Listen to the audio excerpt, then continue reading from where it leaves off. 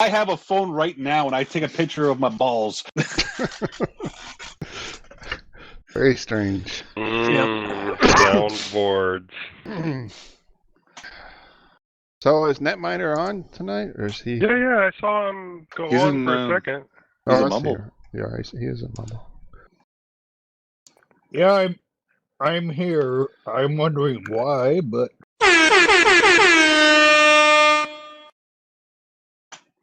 All right, welcome to episode 231 of the Linux Lugcast. We're an open podcast /lug that meets at 9 p.m. Eastern every first and third Friday of the month using Mumble.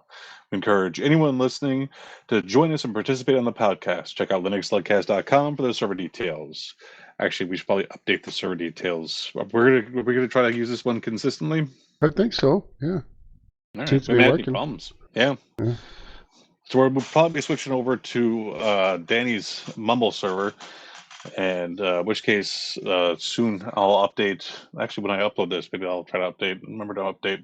I'll update the website with the new server details. All right. So if you have any questions, comments, or topics you'd like to discuss, you can send us an email at feedback@linuxlugcast.com. And your buddy has already emailed me like 2 more times afterwards. Did I forward you any of those? Yeah, I forwarded you one more of those. But why me? I mean, I don't. Because you're the one who posts is it your name that gets posted to the videos? Oh, for the YouTube thing. Yeah, because that's why he wants to do best of the videos. That makes sense now. I was how is he picking me out of the podcast? If he's just, but of course I know he doesn't listen to it. No, not at all. And I think he is a real person, but I doubt he's ever even watched one of our episodes or anything. He couldn't have. No, because remember I mentioned last time if he says about the $10,000 that I'll answer him back, and he didn't. All right, so we have an email at feedback@linuxlugcast.com, which he has proven still works. So there's a Reddit, but nobody is checking the Reddit anymore. Pretty much we've all switched over to the Lemmy page, which is a nice free and open source Reddit-like thing. Which I've just started a new community on there called Single Board Computers, which you might be interested in joining if you're on Lemmy. We have lots of talk. I think there's almost 700 subscribers already, so it's working. Really? Out. Yeah. For the Single Board Computers or for the Lugcast? just for Single Board. No, not Lugcast, unfortunately. You know, the whole reason the server was built to host the Lugcast community, I think that has about the lowest number of members. Really? Yeah. But it still has over 100. I can't remember exactly how many. But anyway, if you join, if you're on Reddit, get off Reddit and come join us on the Linux server. The server details are on the webpage, and make sure you join the Linux Lugcast podcast community. And 113 subscribers. That's what it's got now. There we go. Now, do you own any single board computers still? Or do you have any that are in use at this time? I have a Radshaw Zero. That's my the one for the SDR, oh, right. The radio deal. That's being used. And then the BBS one, which is still I haven't got around to messing with, is running, but it's not available. And then one that has Octoprint on it, which He's printer. not using that one. I'm not using the printer either. He's not using that one. So to answer your question, I have one currently that's actually being used for radio. He had a whole box of SPCs that he just sent back. No, I didn't just send them back. I returned them to the rightful owner. Yeah. Oh, those? Yeah. Legally, you were the rightful owner. Right. Yes. I guess, Joe, if you want to be But those weren't even SPCs, though. No, they were just they're more like minis. Mini PCs, yeah. Yeah. But still, he's never going to forget that. No. We have a YouTube channel and a PeerTube channel. Links are both in the show notes and on the website. Which also, by the way, I think our YouTube The episode that was like 30 seconds long has like 150 views. It's our highest rated show we've done so far. Which is We need to start doing shorts. That's where the money is these days. So I thought about doing that, doing clips, but you have to make, the only reason it has that many views is because part of the title says banned. So of course people, so should I start making like, what do they call that? Clickbait titles for all of our shows so people actually I watch thought you them. were doing that anyway. No, I guess they aren't catchy enough. I need to put something about The pictures. avocado in there or something there. We hate art users or something crazy. Yeah, What was? There was another one where that got a bunch of views too. that was on PeerTube. That was the one that had. That was the one that had the. Oh, that was on PeerTube Yeah, that's the one that had a picture of Steve Ballmer on there. with the big red eyes. Yeah, with the big red eyes. Yeah, I need to be more creative with my titles and pictures. Need to get real clickbaity on them so that get more views. There you go. All right, I'm your host for this evening, Honkey Magoo. With us tonight is Joe. Yep, I'm here. Lovecraft. Good evening, everyone. Lugbot. Woe to me, you worthless bags of farts. He said something there. Right. He's here. Minnix. I'm here. Mordancy. I'm still in Ohio. For now. And Netminer. For now.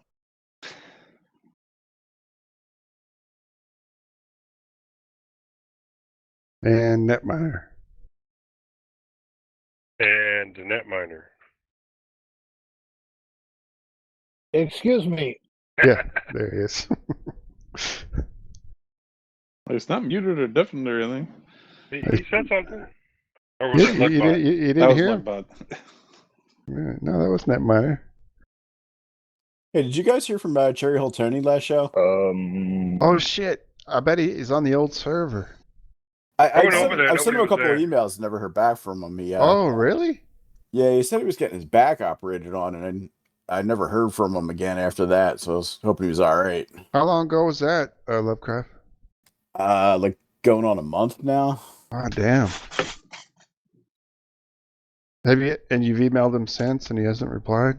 Yeah, I emailed him he emailed me like the weekend before. He said he was going in on I think it was a Wednesday to get his back operated on, and I gave him a couple days after that. I think I sent him an email like that Saturday or Sunday, just checking up in on him. Never heard back from him, and I sent him 2 more follow-up emails, and never heard from him. So hoping the guy's all right. I just didn't know if I missed last show because I had a concert to go to, but I didn't know if you checked in last show or anything. Do you remember seeing him on there? I don't recall. I guess I could go back and listen because I'll usually give a shout out to him if he's there. Were you guys on this server last show? No. No. Another one. Okay. But I don't remember seeing him, to be honest. I hope he's all right.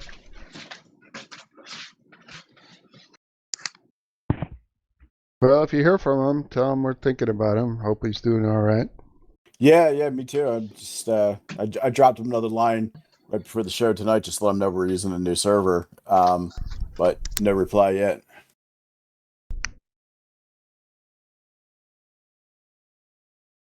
Have we checked on see if there's anybody in the old server? I was on there right before I switched over to here. I didn't see anybody there, but that was kind of early. I keep bouncing over. No, I didn't see anybody. Okay. Delwyn is muted in a channel, and I think there's a repeater bot.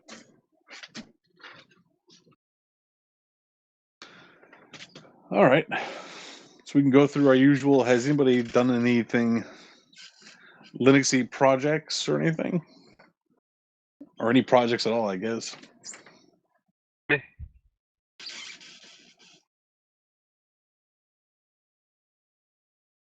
Well, I've been running Raspberry Pi OS 64-bit on one of my 8 gig Pis.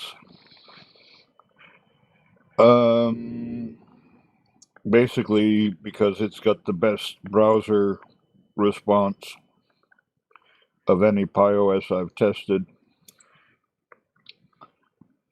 code? It's not.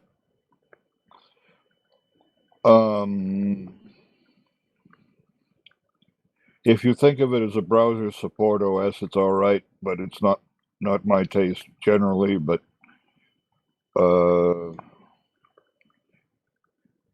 as they say, they have some of the best optimized browsers for the Raspberry Pi, and that's what I'm using that for is web browsing. Are you still using, what is it called, Thorium?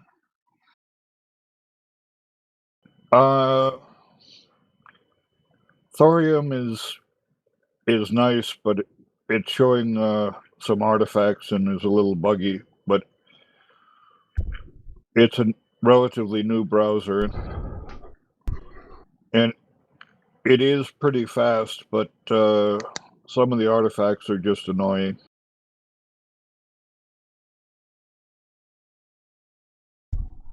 Which browser are you using on the Pi? I'm using the optimized Firefox on Pi OS. Okay.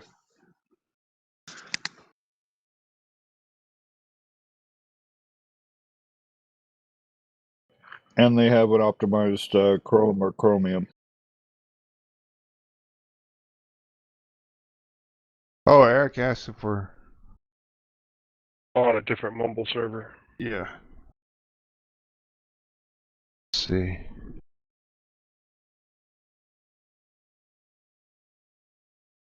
Okay, I answered him.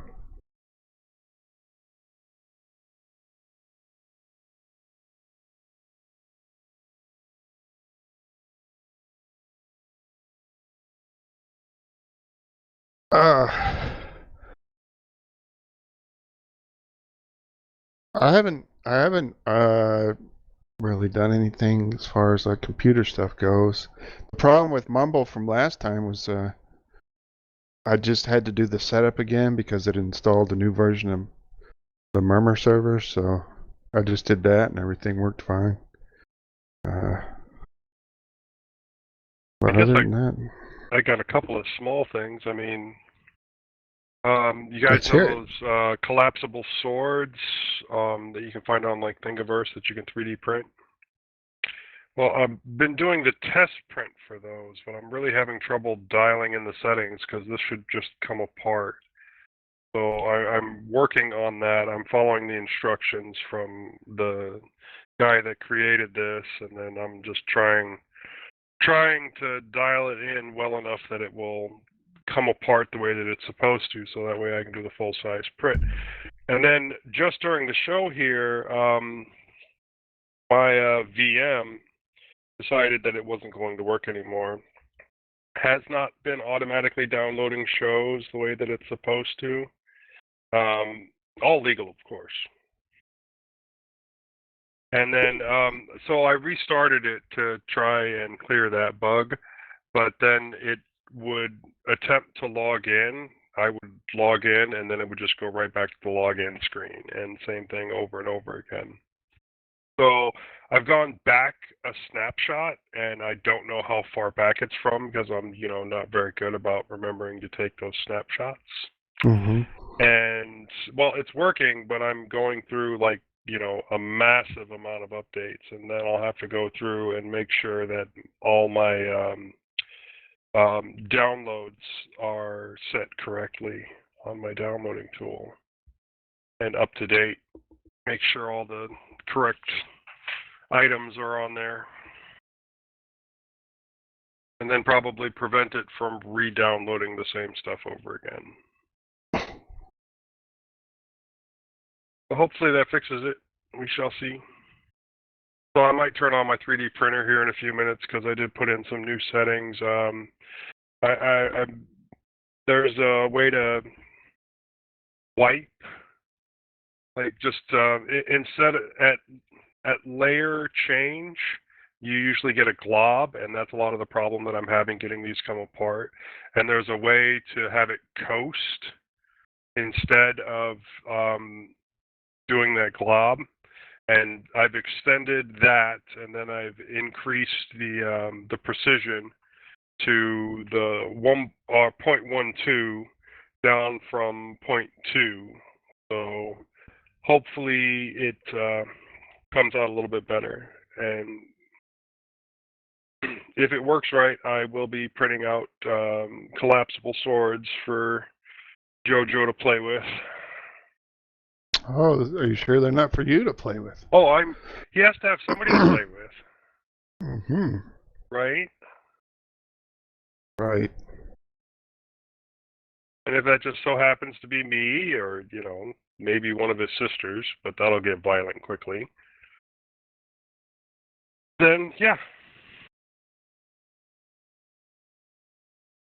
But yeah, like I said, a couple small things. So I'll have to redo my setup.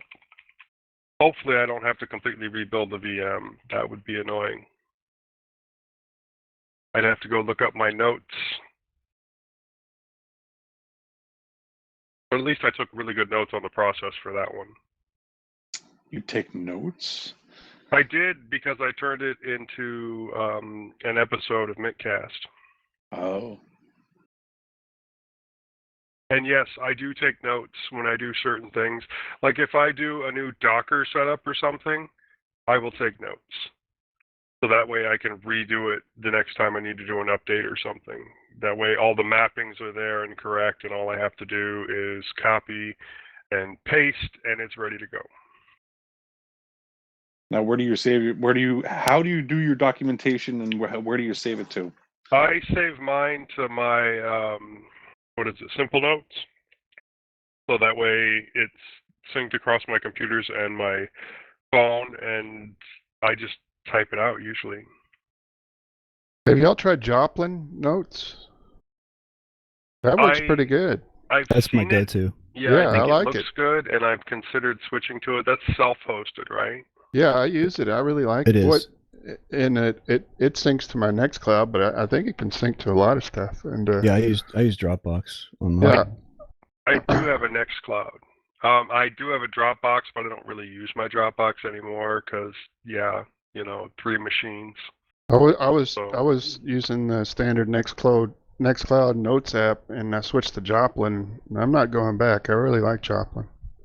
What drew me to it was I had a bunch of stuff in Evernote, and it was one of the few that you could take that Evernote export file and just bring it right in. Really? Nice. Well, yeah. Same with Standard Notes and Simple Note. You can just drop the Evernote file into, because I went from OneNote to Evernote, and then Evernote did the whole same thing that Dropbox did by saying you can only have X number of machines unless you were willing to pay for it. And then I went to Standard Note, and I didn't really like Standard Note all that much, and I switched to Simple Note, and that's where I've been since. I really don't like how Standard Note does subfolders. Yeah. So Joplin does them the right way. To me, Yeah, you can I have like it too. multiple layers. And I don't want to be ridiculous, but I mean, I at least need like 2 layers, right? I want to have I just have like a general Linux, and then sort of a couple different, hardware, software. Well, and then under there, that kind of thing. What I like about Simple Note, and you can tell me if Joplin does this, is with Simple Note, yes, it's completely encrypted. So even though it's stored on someone else's server, it's encrypted. But it also allows me to, even when I'm logged in, have specific notes set so that it requires a password again in order to be able to access it. So if I walk away from my machine and I have Simple Note logged in, you still can't access those specific notes that I don't want anybody to access without entering in the password again. Yeah. So Joplin has some core, like a set of core features, and then they have a ton of community add-ons. That's what I started looking at those, and there's some really cool ones in there. Yeah.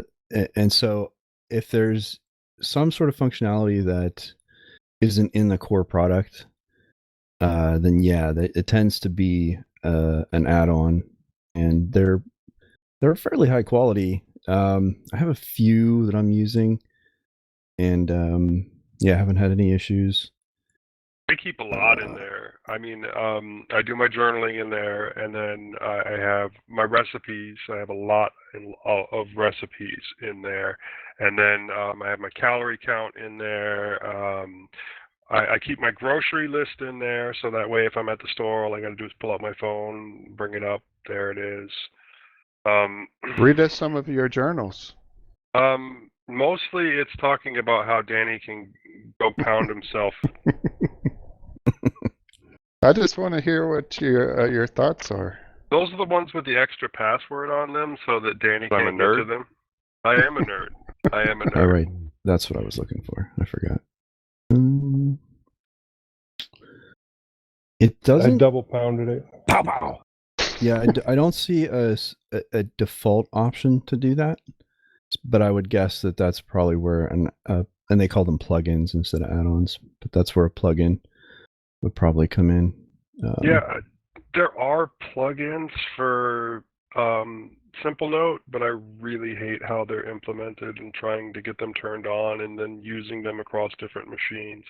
It's really better just to use the base Simple Note. Gotcha. Yeah, I found Joplin. I've probably been using it for 4 years now. Really? It's been a good Wow. one. Yeah, it's been a long time. I mean, I was using it when it was very bare bones. Mm-hmm.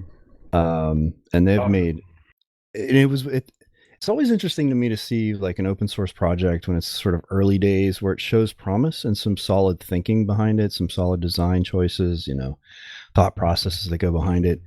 And there's sort of a teetering point where they get to a certain critical mass and then either they can sustain themselves and continue forward or they just stop. And then that's it. Like that is the last version you get. And unless someone forks it and picks it up and starts working on it, like I've been noticing this a lot lately, and it's actually something I want to start like putting some thought behind. Maybe is I keep either using software, open source software that gets abandoned, or I come across something that looks so interesting, and then I realize, oh, this hasn't been updated in like 5 years. And it's, I guess, obviously people who are developing software, open source software, are usually scratching their own itch in a lot of ways. And maybe that, they've scratched it enough that it's not itchy anymore, or they've moved on to other things, or, they just got tired of dealing with negative feedback or whatever sort of demotivators existed to stop them from continuing. It is a shame because I find all of these like great projects or again, ones that I use that stop being supported, and to sort of understand better why that happens. Well, one thing I can say at least is that when a closed source project gets abandoned, that's it.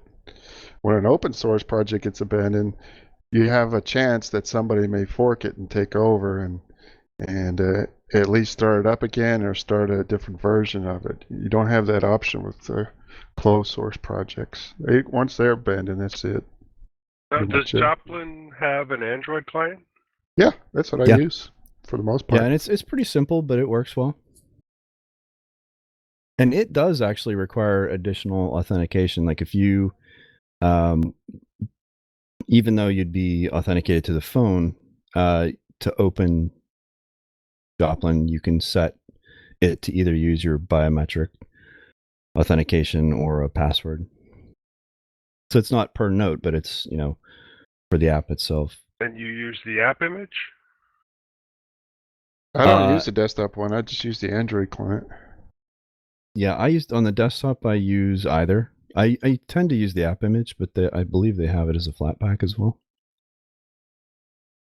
I like app images, I've noticed lately that they tend to be auto updating, or at least offering to update in place, which is kind of nice.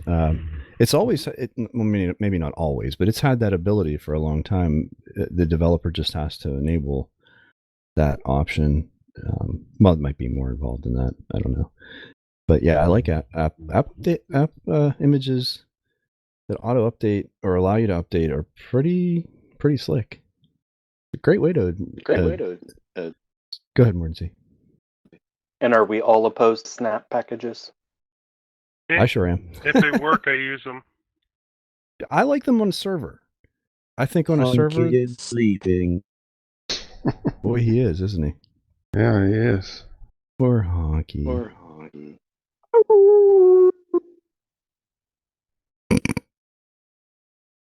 Oh, you did it. Wake up, Honkey. There he is. I was still here. Wake up, you no-purpose flower. Did you guys see one of the universities, the black students or the a black group were posting new slurs for white people? Oh, that was one of them? A no-purpose flower? No-purpose flower. Yeah, Oh, I get that was, it. Like that was like the one I thought was all-purpose funny. flower. Yeah. That's pretty good. That is pretty good. I think it was during Black History Month this year. What have you been working on, Honkey? Not much. 3D printing. A little bit. I tested out printing PETG for the first time, and it didn't stick very well to the bed, so it got kicked around. I haven't had a chance to go back and try anything more with it. PETG, huh? Yeah. Is that your first time, you said? Yeah. It can be finicky. Well, the problem too is I used to have a part fan on the side, and it hasn't really been working that well. But in the middle of the print, it like turned on, and I've been trying to, I had to get the temp up to. What was I getting up to? About 240-ish or something. And Yeah. everything. It wasn't keeping the temp very well because I had two fans kicking on it. So because Well, I took the part that pointed it to the part off, and so because it wasn't doing anything, and so with it just PET had. G, you should turn your part cooling either way down or off. I need to probably shut it off. I think I remember doing that. Yeah. But I thought it wasn't working, so that fan wasn't working. So, and in the middle of it, I looked over and it was on. So, Mm-hmm. Yeah, I you're gotta right, play Joe. around with I it. remember that. I had it just had a hard time keeping the temp, and I need to probably up the temp on the bed. I had the temp on the bed to 75 or 80, but I don't know. It kept on hitting the print and then moving it, and I gotta play with it. You're using Octoprint on the Raspberry Pi 3B? No, I don't have a 3B. Oh, I thought that's what you're using. No. What were you printing? A drain cover that I designed. It's got a face on it. Yeah. I printed it up for the Halloween. They had like a little Halloween it's not a competition, it's just whatever. On Thingiverse? Yeah. Do any of you guys like go nuts for decorating for Halloween? No. Well, I would, but I'm not home for Halloween. So usually we go over to a friend's house where we meet up with all of some of my wife's friends and all their kids and stuff like that. So it would seem off to really decorate and then just not be home. I feel like you're just asking for trouble that way. Did you dress up for Halloween? No, not really. I have a New Jersey Devils hockey sweater I put on. That's about it. It's called my lazy. My lazy Halloween costume is just grabbing on my sports things that I don't get to wear a lot. I don't wear a lot. Put it on. A hockey jersey, you could have said you were like Kevin Smith or something. Yeah, I thought about that too. My build, I would pull Randall Graves.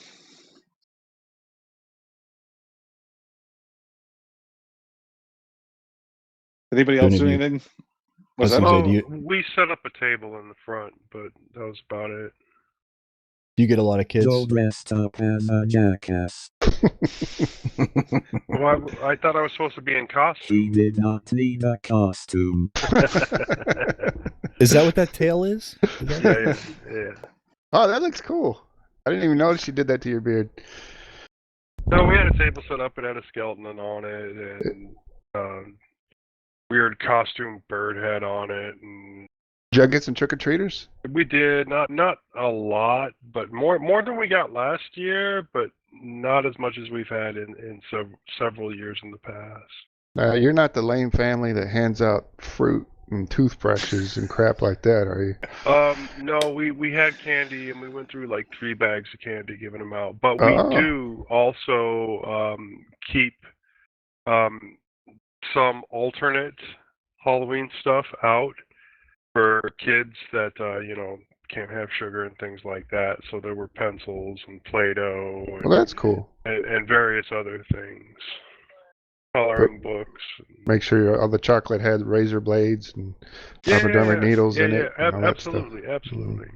Did that ever happen, or is that just an urban legend? I'm pretty sure it's an urban legend.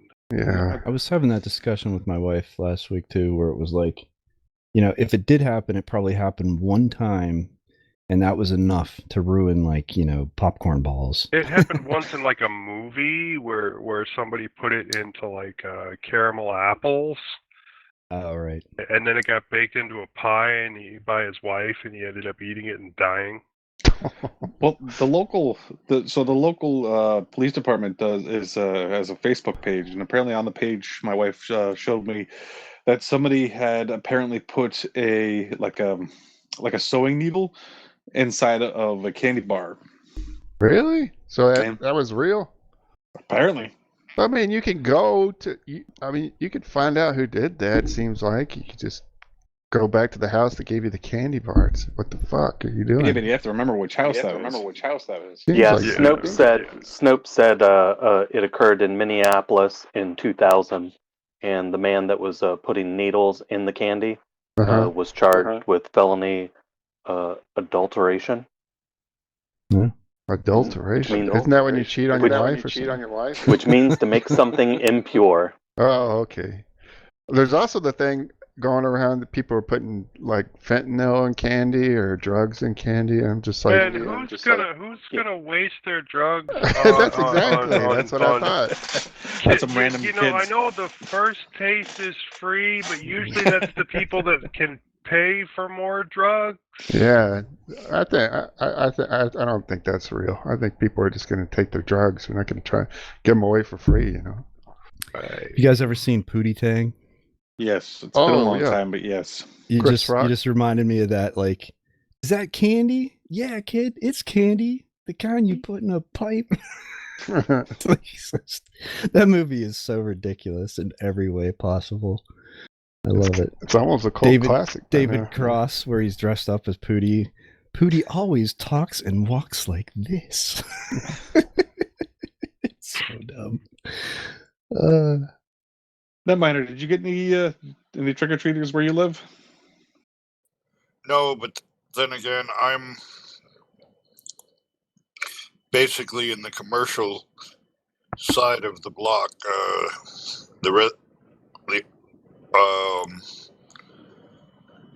There's a post office. There used to be a cleaners. There's a auto repair place, and then there's elderly housing. Not really residential on this end of the universe. I live in an apartment, so I don't get any trick-or-treaters. What about that's you? Not always a guarantee. Yeah, that's not always a guarantee. I actually got more when I was in an apartment than I did now. Really? I live in like a, I'm not going to say retirement community.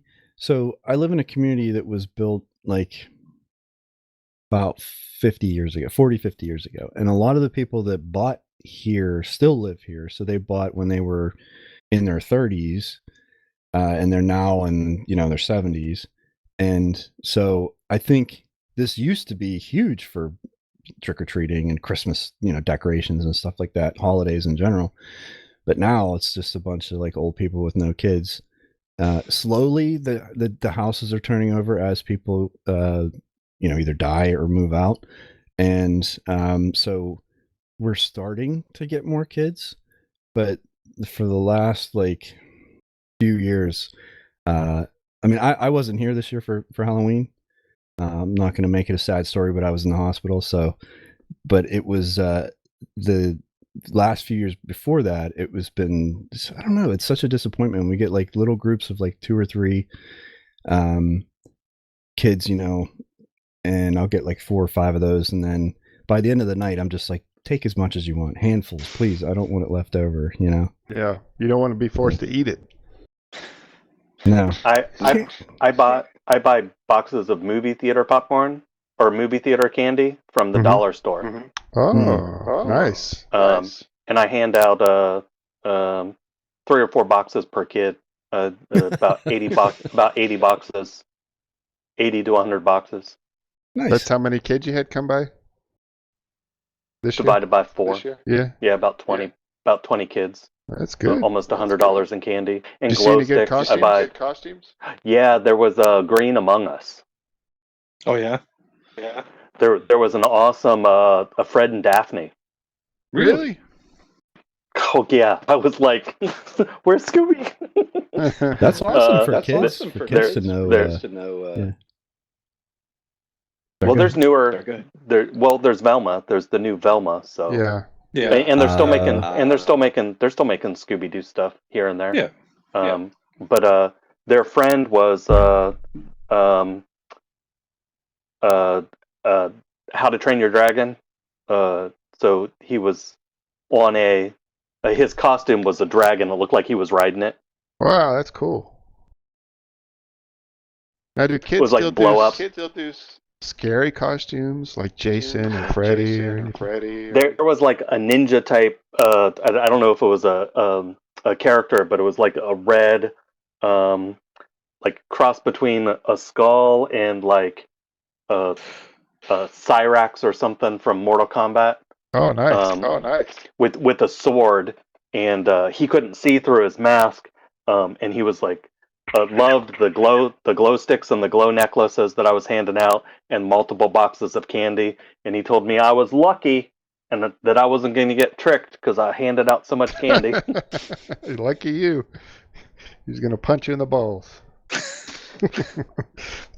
Escaped. What about you? But it was cold here. It was below freezing here. Oh, it was? And we had a layer of snow that came down and set. Yeah. Honkey, you said you went somewhere else for Halloween, we went to the next like neighborhood over, and that neighborhood gets tons of freaking kids. So somebody said they kept counting. They said there was somewhere around I don't know, several hundred.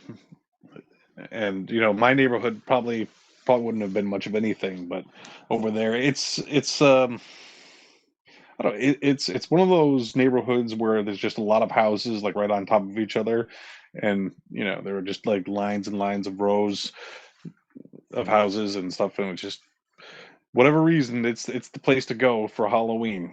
Like there's one house that does like a haunted house and stuff. And I've saw just about every single type of costume imaginable. You see any Freddy's or Jasons? No Freddy's. I think I saw Jason. I saw a Fat Pee Wee Herman. Saw some kids. The guy put a lot of effort into his Pee Wee Herman costume, but he didn't have the Pee Wee Herman physique. I getcha. Yeah. I saw some kids. They had like there's the it's like stick figure where it's a hooded outfit where it's got like a neon light, like a neon light that goes around and does like an outline of the body, but the face is basically covered. All black. Yeah. Let's see. The kid. There's kids. Have you ever heard of the band Mushroom Head? Yeah. They dressed up like people from Mushroom Head. That's crazy. Yes. One had a baseball bat that had like a saw blade in it, and one had like a not really clear, but almost clear, like mask on, and they had like the military outfits and stuff. Wow. Let's see, what else? People I was with also did like full Alice in Wonderland. So there was, Man, you had some all the elaborate costumes going on. all the characters from Alice in Wonderland. What else? Anything else of interest? I saw the big inflatable dinosaur. I saw some kid who had the Inflatable turtle. I didn't see the inflatable turtle. I saw the big inflatable, like the full dinosaur inflatable outfit, and then I saw one where the kid looked like he was riding the dinosaur, where the dinosaur part was inflatable, and his legs. Where my mom lives, she said inflatable costumes were a big thing this year. Did you see any Stay Puft Marshmallow Man? No. I think Wednesday Addams was a big one for young girls. I saw at least 2, if not 3 of those. I have a lot of respect for young people who are into making a costume, and like, even if they need help or want help from someone else, but just have the idea for what they want and then like bring it to life. And then I think a lot of those people might end up be like who does cosplay in later life and some of that stuff you see. And I mean, there's obviously sort of the costume connection there, but just that idea that Halloween's the opportunity to express yourself, be something different, pretend. There's so much creativity wrapped up in that most holidays don't really give you, like, it's not even remotely part of it. So yeah, it is really cool to see a kid show up and you're just like, whoa, like that's not a store-bought costume, and like, where did you do, like, how did you do that? Yeah, really cool. Growing up, I think I mostly I had like a bunch of old costumes and just kind of mixed and matched after a while. That's what my daughter does. Like, I had just grab like the rubber mask and be like, all right, it's gonna be this and this, and then just grab a bag and go out. Right, like I'm some kind of random mixed monster, or in her case, she's like an elven princess, and just some like weird mix of stuff. You know what? Whatever makes them happy, right? For me, it was just we're putting something on, go out there and get the candy. I just don't have a lot of respect for the store-bought stuff. I mean, I'm not saying that there's anything necessarily wrong with that, but it just kind of feels low effort. Yeah. Like, you just went to the Halloween store and said, oh, well, I'll be a dinosaur, or, I don't know. Speaking of which, this is totally random.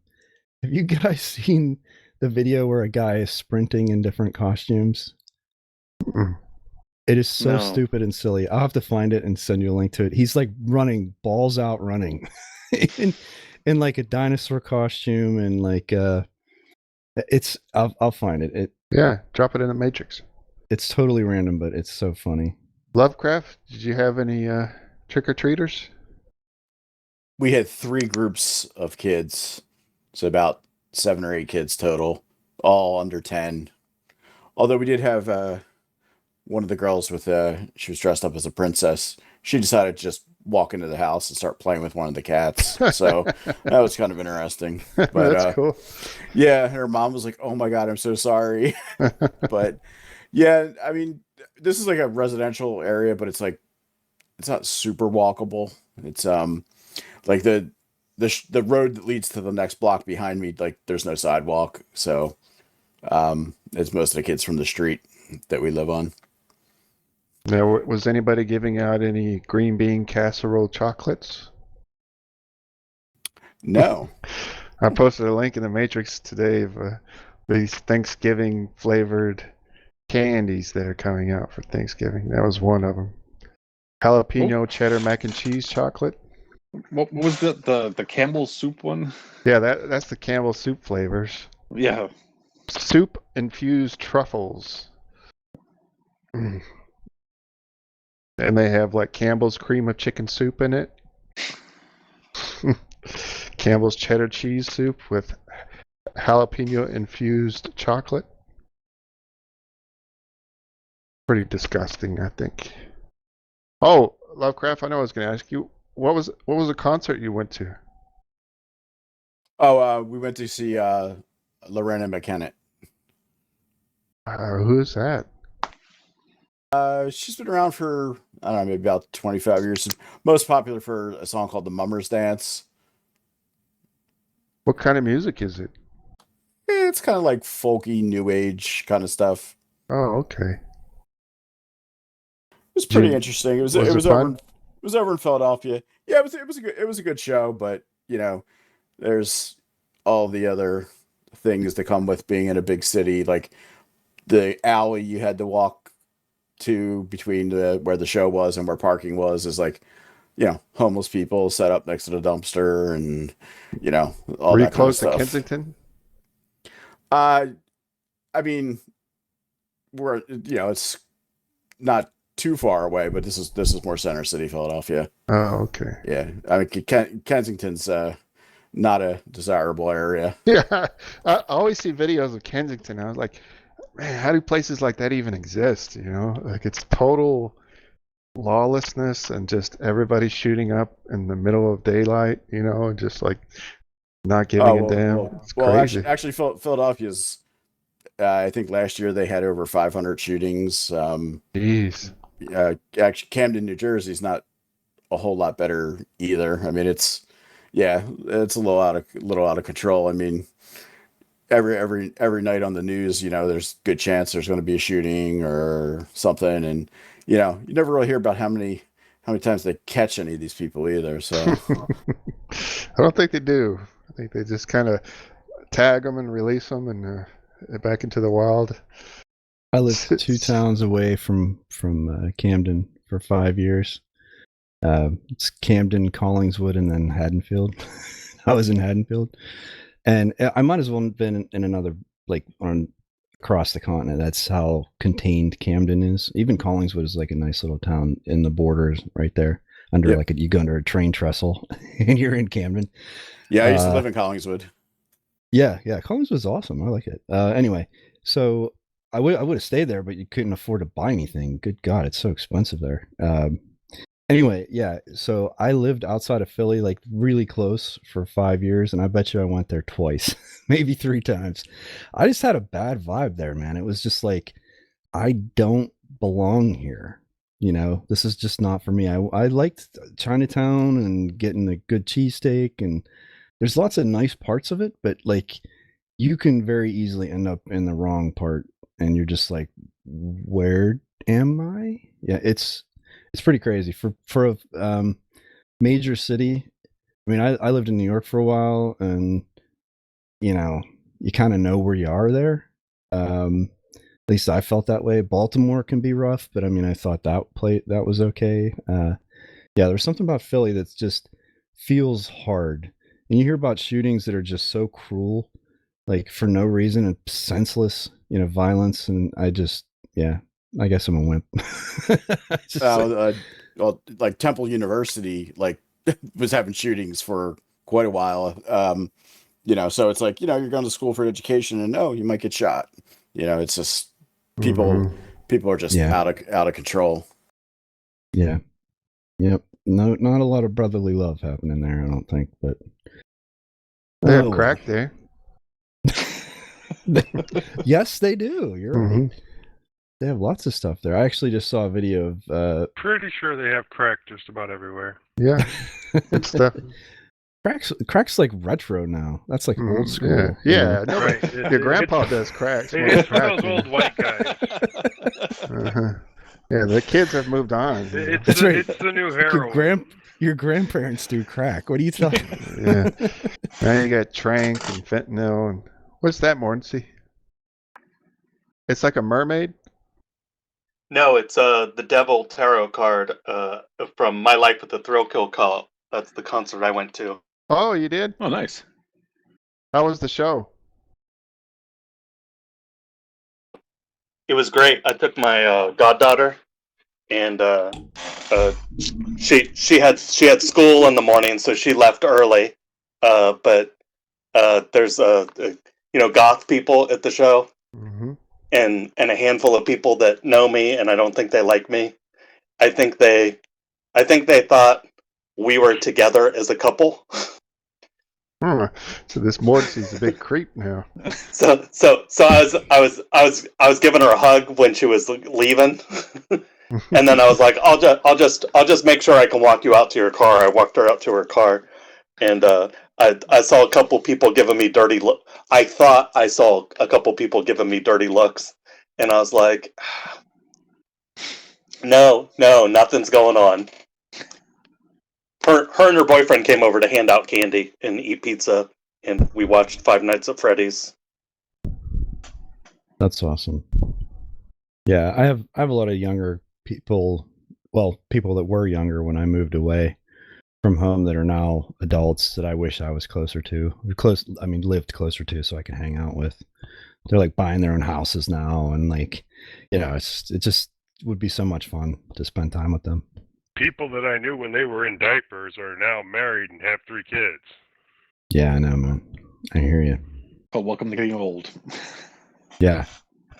Yeah, it's kind of cool because like I have 5 years between lots of people in our family. Like me, my wife's brother's 5 years younger, and one of my cousins is 5 years younger, and the other one is 5 years younger, and like another one's 10 years younger than that. And it does. You think about it, and you're like, damn, I am old.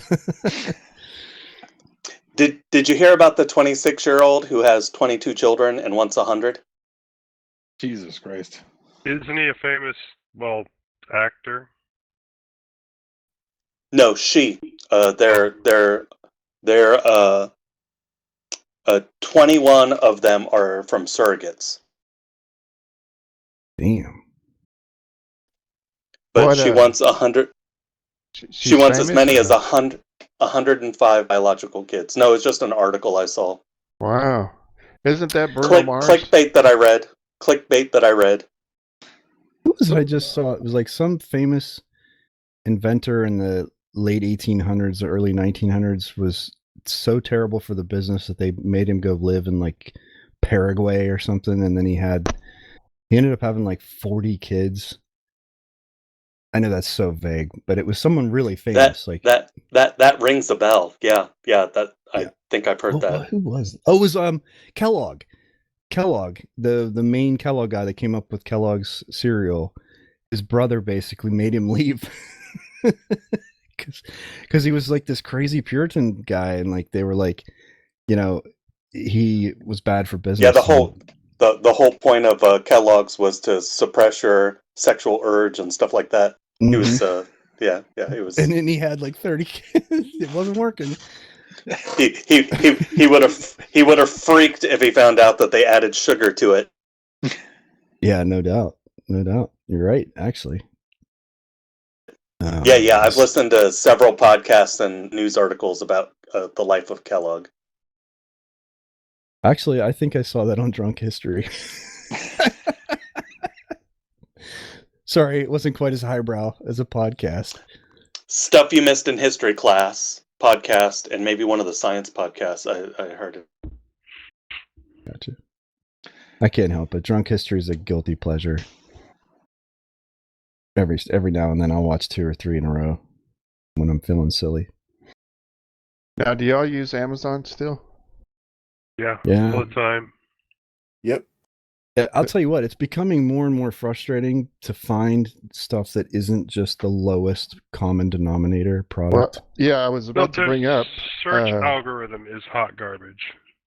So I'll post it in the show notes because I want to talk about this because we all use Amazon, and we've brought out Amazon before in the past, how they're bait and switch tactics and stuff like that. And I'm going to put it in the show notes so I don't forget about it. There's an article that came out that said Amazon execs intentionally made site shittier to rake in more profit.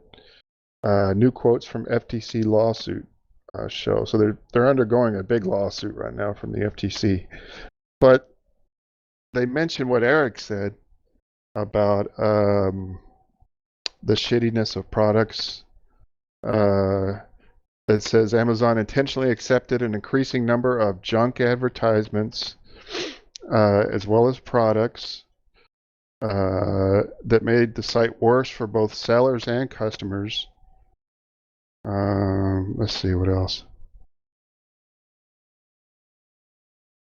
It said it made it almost impossible for high-quality, helpful, organic content to win over barely relevant sponsored content. They have a big deal with the junk ads, which is so full of sponsored sponsored content. When you go to Amazon now, it's hard to find like something that's actually a legitimate product. Yeah, especially if it's any kind of electronic or an accessory for electronics, cell phones, cables, chargers. They don't want you to be able to exclude anything that you definitely don't want. Here's something I noticed. It says many results are plainly not what the customer searched for, Exactly. such as when you search for an LA Lakers t-shirt and a Seahawks t-shirt shows up in the search results. Other search results, when you search for water bottles, you get buck urine showing up in the results. So they're saying that like that's for deer just, hunters. They're saying it's not incompetence. They're saying that it was deliberately done. Yes. Oh, it is. Okay. Because I just thought, honestly, I mean, I don't think any Amazon search has ever been good, period. Even before any of this. Like, it just has never been very good at, like, finding keywords and pulling out. I mean, I don't know if their indexing is bad or... They don't want you to find the best deal. They don't want you to find what you were looking for in the first place. They make more money if you're... keep looking. If you keep looking and find other things that you might potentially want, or something that's close enough that costs more. It said Amazon has increased the number of irrelevant junk ads internally called defects. Bezos instructed his executives to accept more defects because Amazon can extract billions of dollars through increased advertising despite worsening its service for customers.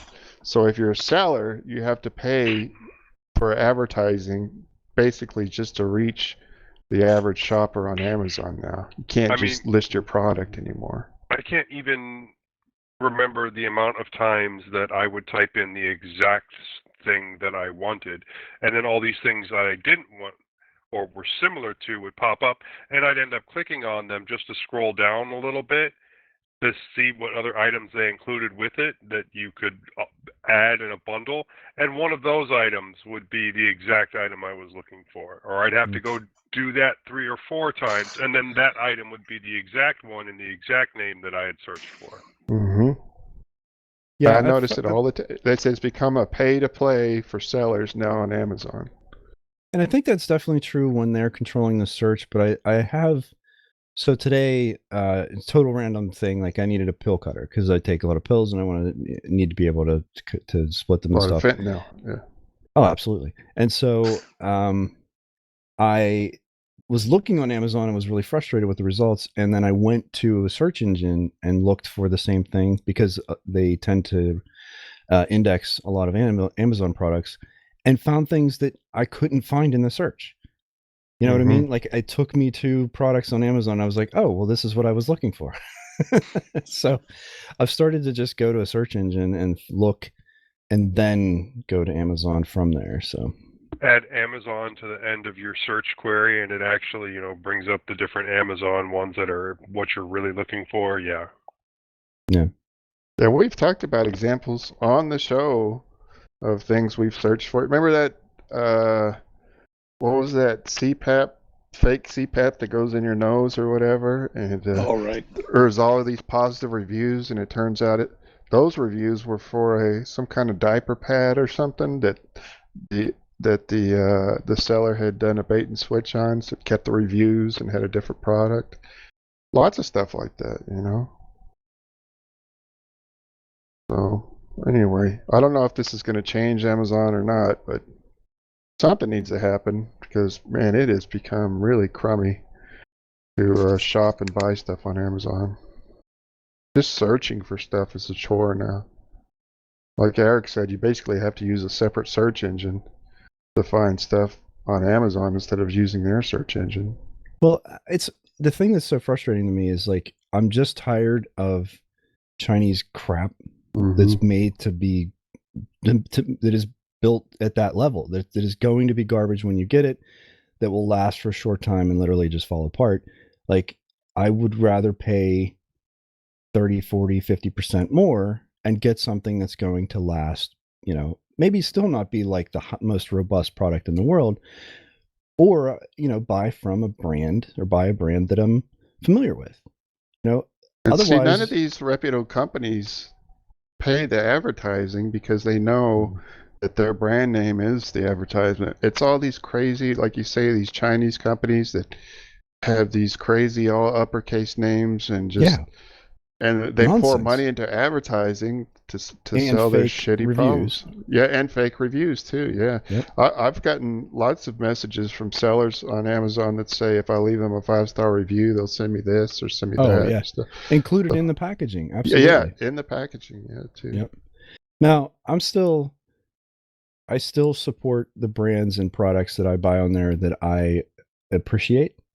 And so I have to assume that there's some amount of organic component to their search result, where if it's got photo reviews, video reviews, positive reviews, whatever.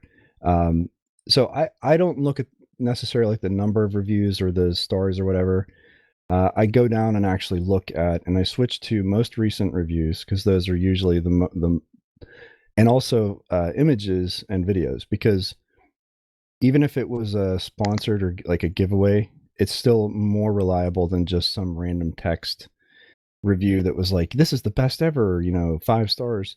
So I still think there are ways you can sort of siphon through or sift through all of that nonsense and figure out whether a product is decent or not. And,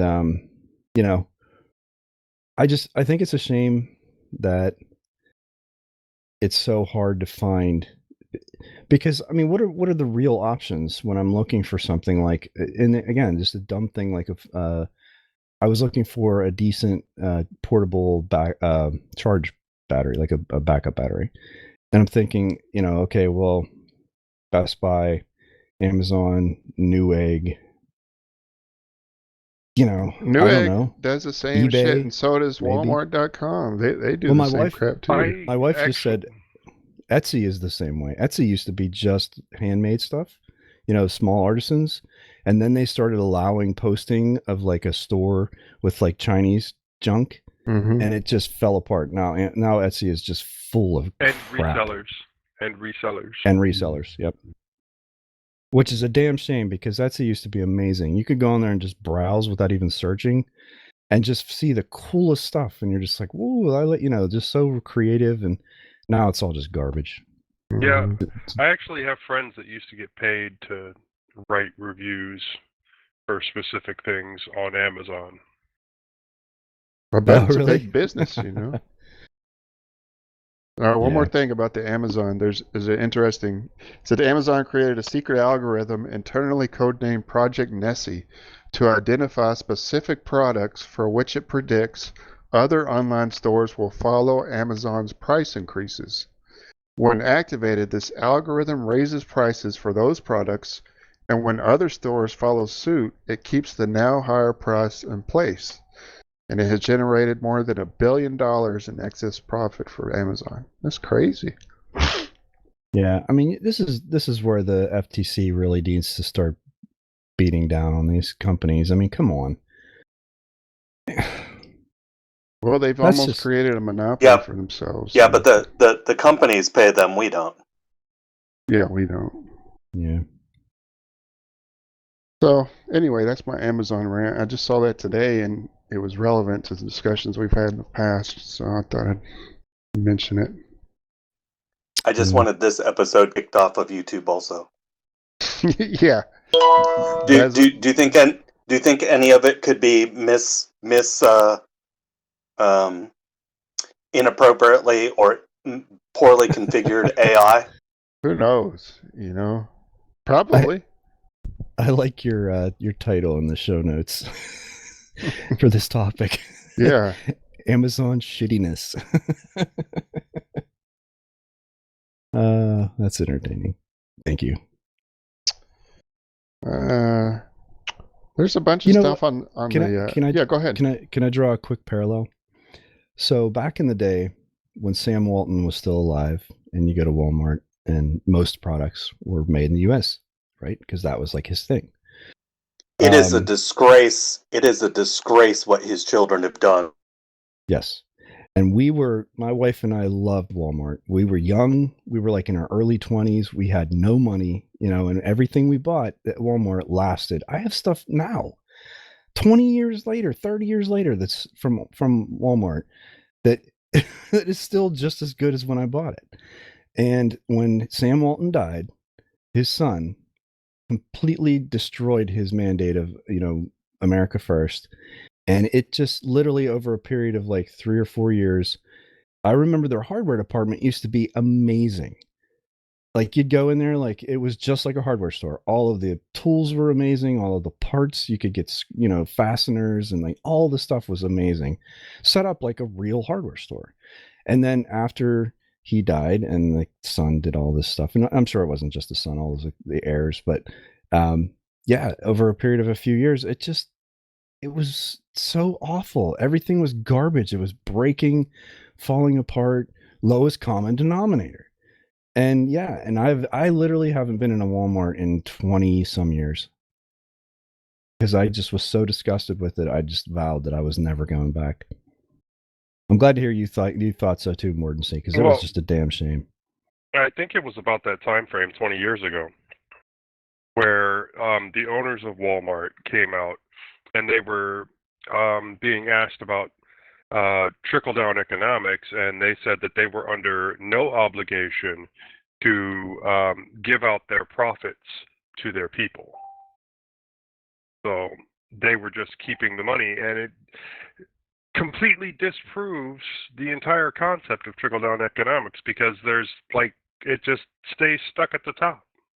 Well, wasn't there something about how Walmart employees were one of the biggest drawers of welfare in the U.S.? Yeah. While they The were working. Stamps. Yeah. The people on the board at Walmart are some of the richest people in the planet, and the majority of employees at Walmart require government assistance. Yeah, it's crazy.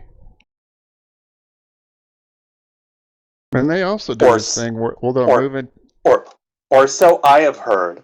I don't know if those are all legitimate facts or not. I've heard it many times. I am not a doctor. But another thing they do, which is what they did in this little town where my mom lives, is they'll move into small towns.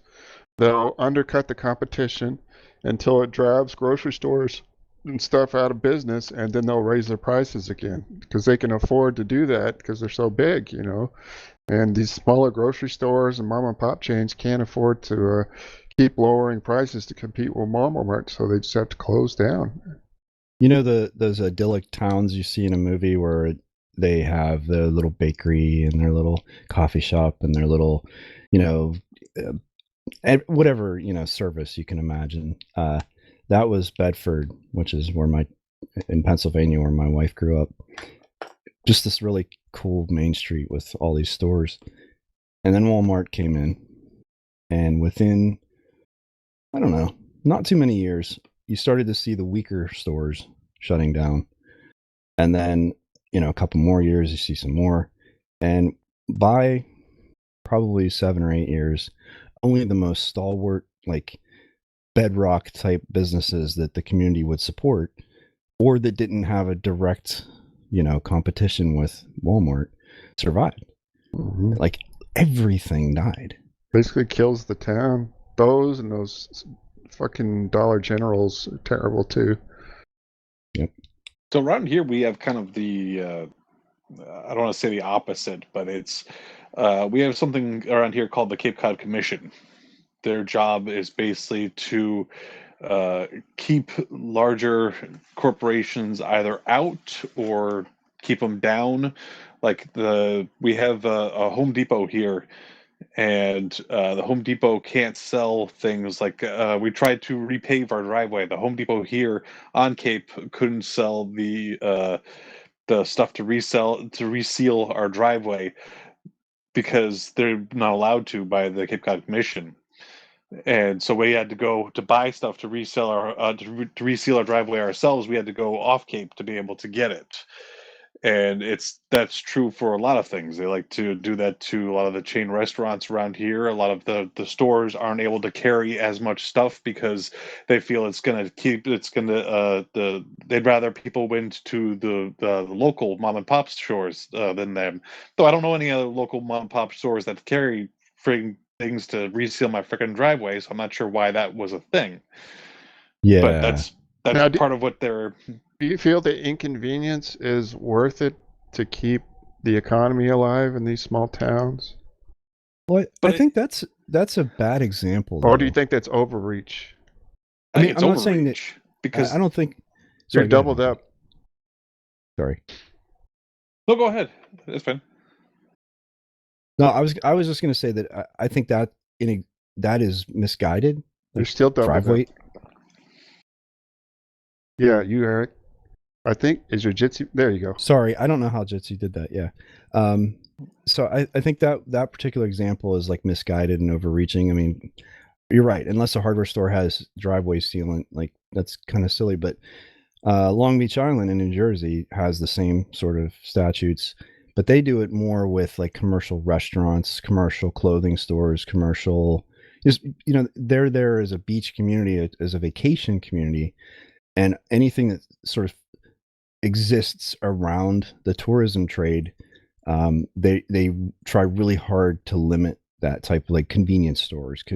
You just think of all those sort of types of things, and it's actually pretty amazing to see how local business thrives when they aren't under that corporate pressure. It's just too much to expect small businesses to be able to compete with these giant corporations who can do things at a loss if they have to, and in many cases are really just doing it for the real estate gains, or aren't even competing on the same sort of even field, or trying to.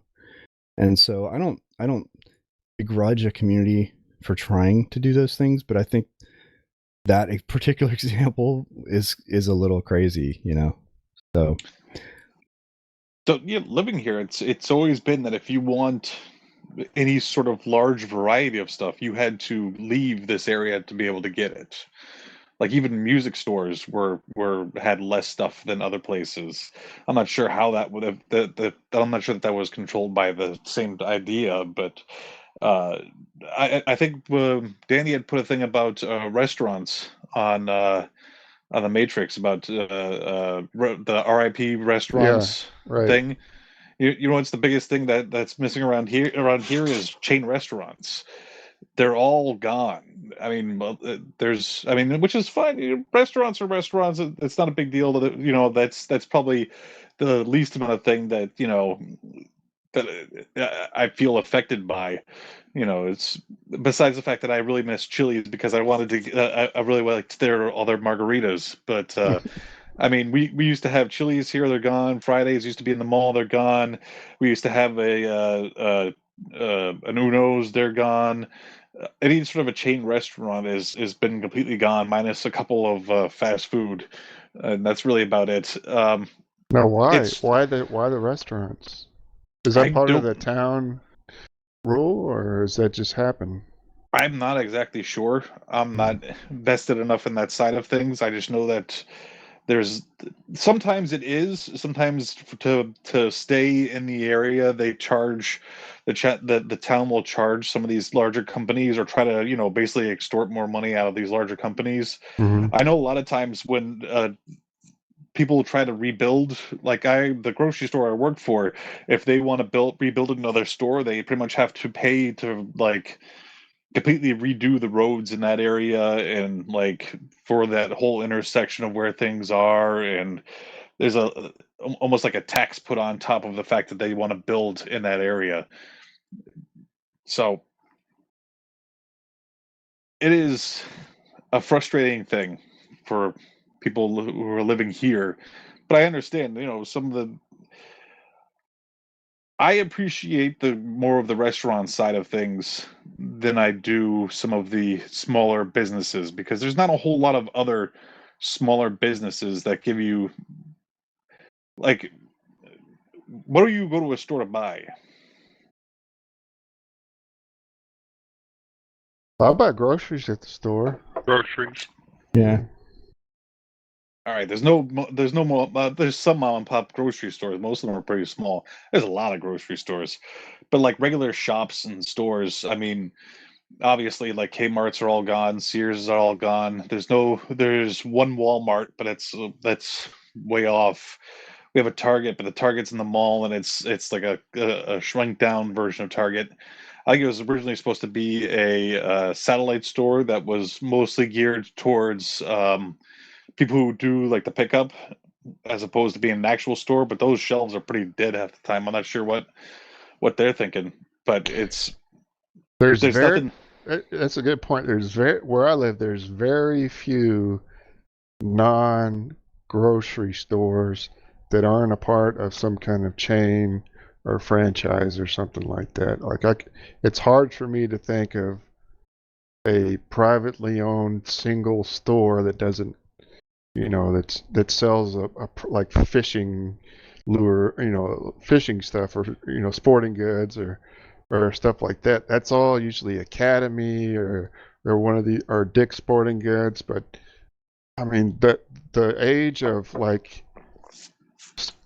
single owned stores, specialty stores is probably almost over, unless you're in a very rural area. Just doesn't happen anymore. Yeah. Yeah, you're right. I think you have to be in a market where it's not profitable enough for a corporation to have a big store. Yeah. But yeah, groceries are kind of crazy. Like, we have Publix here, and the level of saturation in a market where they just build one every like 2 miles. Yeah, it's almost ridiculous. It's like, how many do you need? Like Starbucks or something. Yeah, do people feel that inconvenience to have to drive an extra 2 miles that we had to put one like right there? Mm-hmm. Talking to the customers, you'd think so. Mm-hmm. I Yeah, guess. ask Honkey. Yeah. I guess 27 years of doing it. Trust me. Yeah. He's the man to talk to about You run that. out of one thing. There's another grocery store about 5 miles that way. There's another grocery store about 5 miles that way. Yet I run out of one item, and it's the end of the goddamn world. Yeah. Yeah, I don't know. I think back to when I was a kid and just going like clothes shopping for school or something, and there was, Penny's and Sears and Big Wheel, Fisher's Big Wheel. Is that one that you've ever heard of? That might be like a Pennsylvania thing. I don't know. Kohl's. I mean, Kohl's is still around, but and Penny's is still around. Sears isn't. The Big Wheel isn't. There were all these different stores, and like you'd go. There was one town in particular called Charleroi that had like all this commerce and all these small stores. I mean, not small. I mean, they were department stores. The idea that a department store had the various departments, and I think before brands were like a real concern, like when you'd buy clothing, I don't necessarily know that the brand made much of a difference. It was more of a style. So if a style in the 60s or 70s was like a style that was in, like, I don't know that it mattered that it was a Levi's, other than maybe a quality thing. Like, you knew if you were buying a certain brand, you could expect a certain level of quality. It just seems like now everything is so tied to a brand and not quality. Like, it doesn't even necessarily matter what the quality of the item is, as long as it's a certain brand. And the whole idea of buying personal items like clothing that you'd have to fit normally online, that then generates all of this shipping and returns, and then the returns aren't ever put back into circulation. They're just dumped somewhere, and all the waste that comes along with it. I mean, I get that. I mean, e-commerce fits as a model for a lot of products, but I still think having clothing stores, shoe stores, or items that you touch and you're going to be using and stuff like that, like, it's really a problem to not be able to go and have different variety to see things. If the only option I have is Target and Walmart, and the malls are dying, so you can't even have a specialty shop inside of a mall anymore. You'd have to have a freestanding building, which is almost impossible to cover that kind of rent and taxes and everything. Yeah, it's it's a really weird time for commerce. I feel like at some point there might be a backlash against some of this. I don't know. So a lot of people like to, and I feel like I'm going to be the devil's advocate in this one, but a lot of people like to talk about the mom and pop shops. Besides restaurants, what type of mom and pop shops do you remember going to that were really good? There's stuff in town. There's stuff Like where I what? grew up. There's a place called Go ahead. Ray's Sporting Goods that me and my grandpa would go to. There's a place called Levine's that was where I would get all my school clothes from. I remember Levine's. There was but besides restaurants, let's see. Oh, shoe stores. Rick's, I think, is where we would buy our shoes from when I was a kid. And but they didn't have like Rick's brand shoes. It was like Nikes and stuff like that, but they were just a reseller. I was trying to think. There's not a lot of them. There's a lot of different nurseries, like plant nurseries and stuff that are independent still in my area that aren't part of like Callaway's or something like that. That's kind of a big deal. Electronics, not really. Those don't really exist anymore, I don't think, except for like electronic repair shops. But I remember we bought our TV at a local electronics store. The first TV I remember we got was, I guess you'd call it mom and pop. It wasn't part of a chain or anything. But I don't even think those are around anymore. I used to love different video rental places. Like different ones would do different quirky definitely. things. You know what I mean? Yeah, we had those. Oh, you know what else? What still exists today anyway is like if you're into like aquariums and stuff like that, they have a lot. Like Dallas North Aquarium is this huge store here that sells aquarium supplies and tropical fish and niche stuff like that. I think still exists today. Where there's not like a big academy or something like that that's gonna carry these really niche products.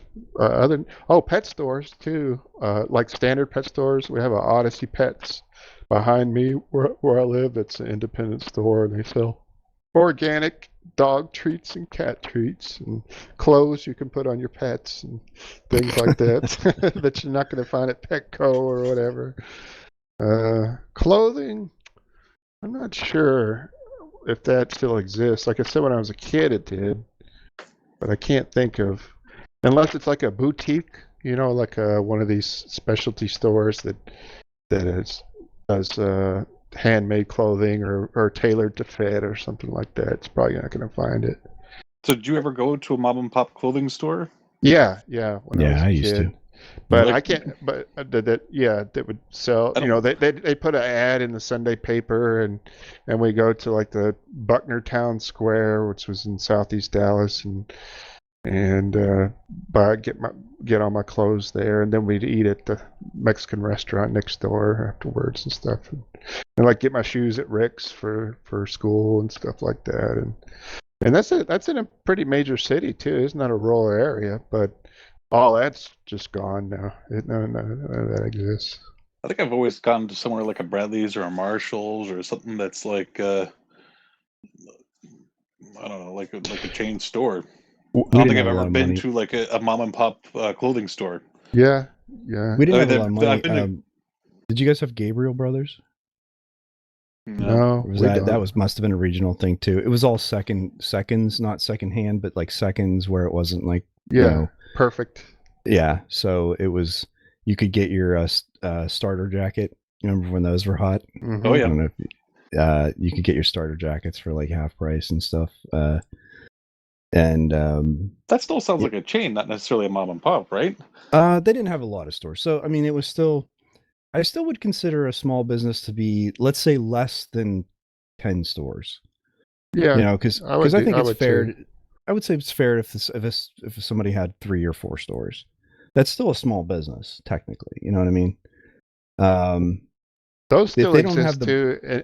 as far as like mattress stores and you know, there's lots of small business mattress sellers and bed sellers and stuff like that. Furniture sellers. Mattresses are still one of those things that they make in small enough quantities, and it's almost like a bespoke thing. I just saw a commercial the other day for like a local Tampa mattress warehouse or something, and it was just like, we make all our own mattresses here, and they're like showing their production facility, and it's just like a bunch of random people, you know, making mattresses, and you're thinking like, there are a lot of products that are literally being manufactured where you buy them. That's actually kind of a neat thing. Oh, you know what else still exists is like flooring and carpeting places that you know, like this furniture. Yeah, Bernie's carpet warehouse or something. You know, it's the only one that exists. But you know, I guess that there was this one Big Wally's furniture store. That kind of exists. Furniture store.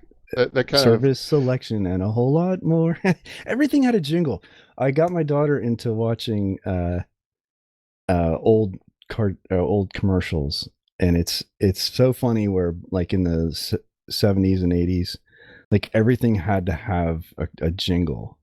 And I'm sure, I mean, it reaches back beyond that, and there's still jingles now, but it started to turn more towards licensing music, and so all the, you know, commercials have like popular music, but it was, you know, it used to just be like everything had a silly jingle, and I always remember singing like these goofy product jingles when I was a kid. There was a weird like artisan type store, and I forget what they sold, but they had TVs and stuff in the store playing old jingles and cigarette ads and like everything nonstop. I forget what the store was. Liquor stores, maybe a lot of those are still I don't know if you can hear me. I didn't hear any of you. Eric left. In the late 90s. Okay. Can you hear us now? Okay, you were disconnected. Yeah. Unfortunately, I didn't hear any of that, mordancy. In the early to mid 90s, there was a store we had here in Columbus, and they had, I don't remember what they had, but at that point in time, it had to have been something either retro or, you know, geeky, nerdy. But they had like old jingles and ads playing on TVs, even old cigarette ads like that, cartoons and kids smoking and stuff. Oh gosh, doctors smoking. Yeah, right. 3 out of 4 doctors. Yeah. It was the jingles and stuff. Yeah, I get it. Yeah. But I posted 2 things in the show notes. One about the circular economy of textiles, how almost nothing actually gets worn by people. Almost everything ends up in a landfill or burned, with never being worn. Yeah. Well, like, remember when the Luddites, they were mad and broke the looms and stuff because the looms were going to take their jobs. Well, it went from people having to spend a year's salary to buy a new outfit to now where you can buy, well, maybe not today, but $10 10 years ago. 10 years ago, you could buy a $1 T-shirt and, you know, cheap jeans and stuff. You could spend a week's salary and clothe yourself for years. And then the other thing I posted was around like the higher food prices and stuff. I would personally blame the government and Tyson because of Tyson's monopoly on food in this country. Yeah, I've been hearing a lot of really bad stories about Tyson, and not just Tyson. Tyson specifically has been going on for years, and the last couple years, their monopoly has just skyrocketed. With things being shut down due to COVID and them taking over and being allowed to do what I would refer to as criminal activities, criminal practices. Whenever the way you they hear treat their employees, a Tyson recall on anything, if it's chicken or if it's beef. So I remember there was a big sausage one. Prices go up on all of that product in all the supermarkets. Like if there's some kind of salmonella outbreak or something like that. If they mention Tyson, you can guarantee every meat product that's within that recall is going to go up the grocery store. That's how much influence they have. So I have a question for you guys. As time passes, and you know, I I look at us, and I think we're all of a very similar generation. We're all about the same age, and I think we grew up seeing, the transition of globalization, and the idea that when I was a kid, 95% of the textiles and clothing that you bought was made in the USA. There was no reason to import clothing or textiles. We had the ability to produce it and to do it at a reasonable rate. And I think we were past the point of needing to spend a year's salary on an outfit. So clothes were still reasonably affordable. It certainly didn't bankrupt my family to buy me school clothes or anything like that. I meant when the loom was created. Before the Gotcha. loom, everything Gotcha. was everything. Handmade. The whole process Handmade. was hand. Yeah. Gotcha. So which made it expensive. Oh, absolutely. And what's amazing to me, and I don't think it's for the better, at least for the common man or for the products that we buy, that stuff has been outsourced the way it has, and that the laws have been changed to make it essentially impossible for domestic companies to compete in certain industries because of how inexpensive, like Mordancy's saying, like that clothing, you can't make it for that little here because we don't have that type of a base of labor. Or we have regulations too. We have EPA regulations for like what you can do with dyeing processes, or producing fibers, and so you can't. How many 100 hours you can force children under 6 to. Yeah. How much toxic waste you can dump in the lake next door. A lot of companies have been bypassing those child labor laws. Some have. I wouldn't say a lot. There's been a few cases. So I guess my overall thought is, we had a certain level of expectation of what the quality of any given consumer item you would purchase would be. Certainly they were more expensive. In some cases much more expensive, but in general you got what you paid for. You didn't buy something and have it literally be a complete piece of shit like so much stuff is today, or just literally built to fall apart, planned obsolescence and stuff like that. Now the point I'm trying to make is that we know that, but my daughter doesn't know that. To her, this is normal. When we get something that's junky and cheap and tinny and plasticky, and like that's what.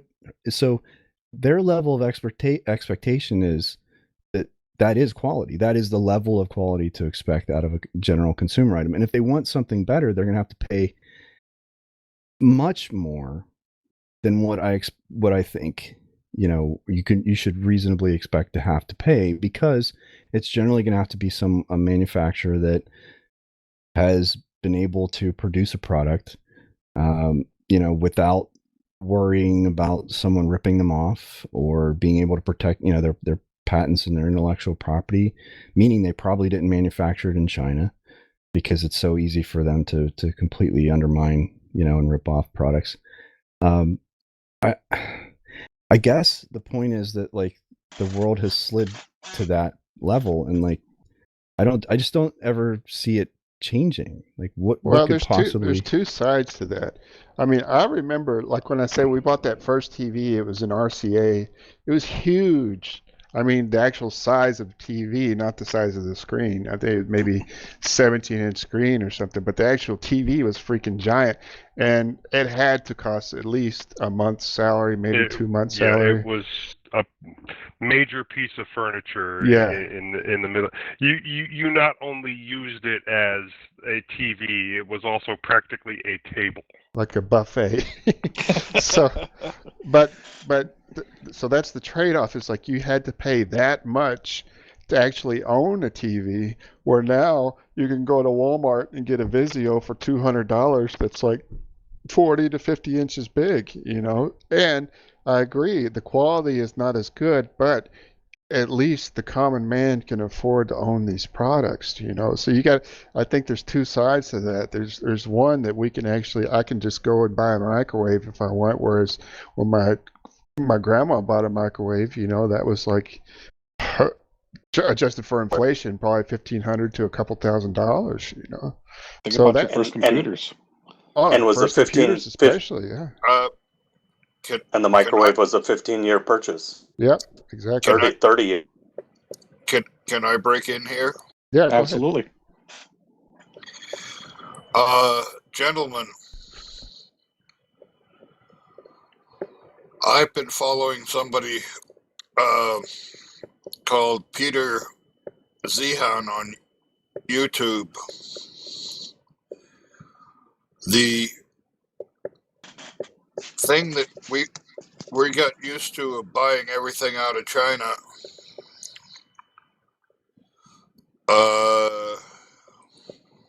according to him, and there seems to be a lot of evidence,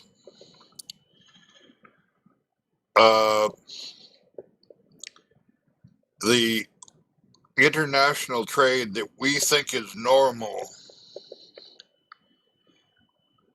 is reversing itself. Interesting. The way he explains it is that after World War II, we had this fucking big Navy. And we made a deal with the world. If you back our play against the Soviets, we will patrol the oceans and keep the assholes from bothering you. Now, with the Soviet Union out of the way and Russia on the ropes, they are demographically, that's how come Putin is waging his war with his last generation of young people that can actually fill an army.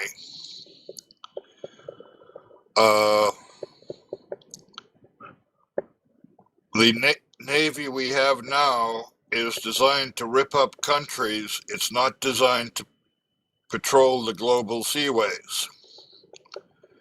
We no longer guarantee what we guaranteed up to, the turn of the century. What you're going to see is instead of offshoring everything to China or whatnot, stuff is going to be onshored. Also, you were talking about economics. Well, he says that there's going to be a completely different economic world because all of the people that were producing economically and had high salaries and whatnot to fund investments are now retiring and locking up money in long-term investments and whatnot. Cost of capital is going up, and he says it's going to be a completely different ball game. And the United States is going to be in a good position, but it's going to be essentially a North American axis instead of an international axis of a lot of stuff that we used to do internationally is going to have to be brought back over because China demographically and economically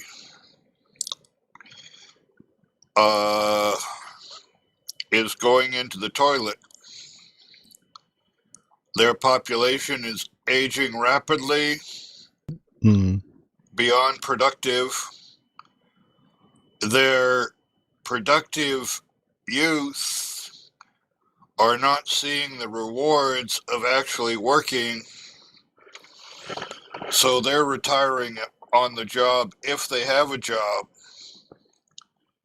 They're not given any freedom. They're not given any real income. if they have an education, they come out of school and they can't really get paid for the education that they get, although they really haven't had that much education lately. So, and a lot of this is happening in a lot of places. It's happening in China. It's happened to Japan. A lot of Europe is aging out of productivity. And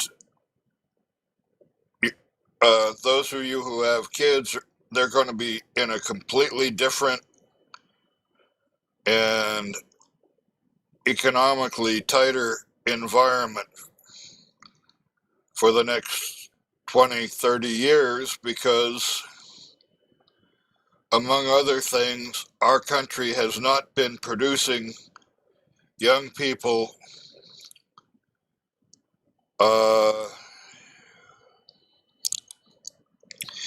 in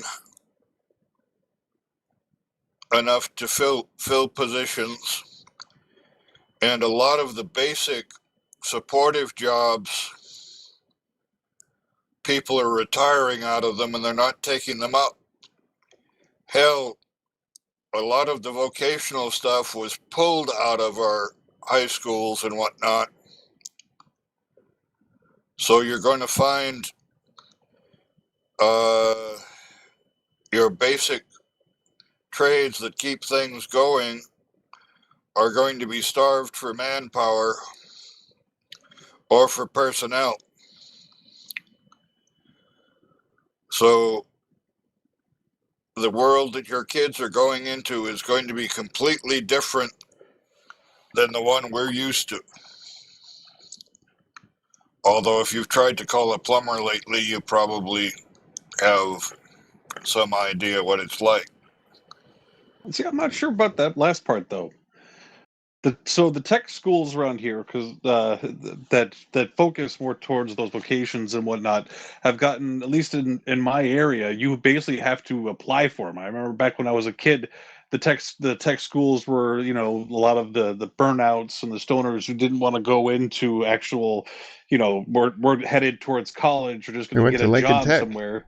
Right. But nowadays there's a lot of, the tech school is teaching HVAC, electricians, plumbing. There's even like some IT networking stuff.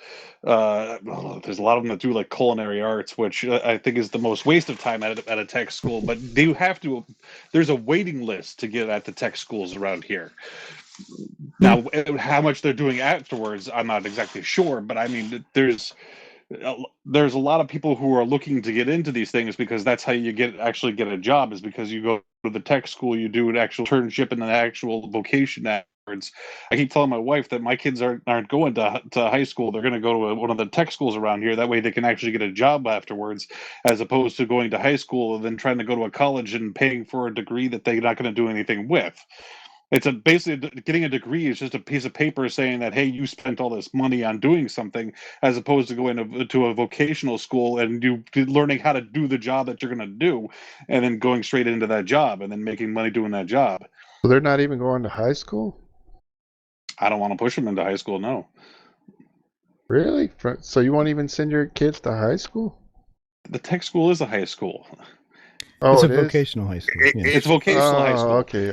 You learn your basic high school stuff, but at the same time, you also learn how to do an actual skill. You learn how to be an electrician, or you learn how to be a plumber. Well, high schools here, they have like body shop and mechanics classes and stuff, but it's still a regular high school. It's not a tech school. My dad did that. I mean, high schools here.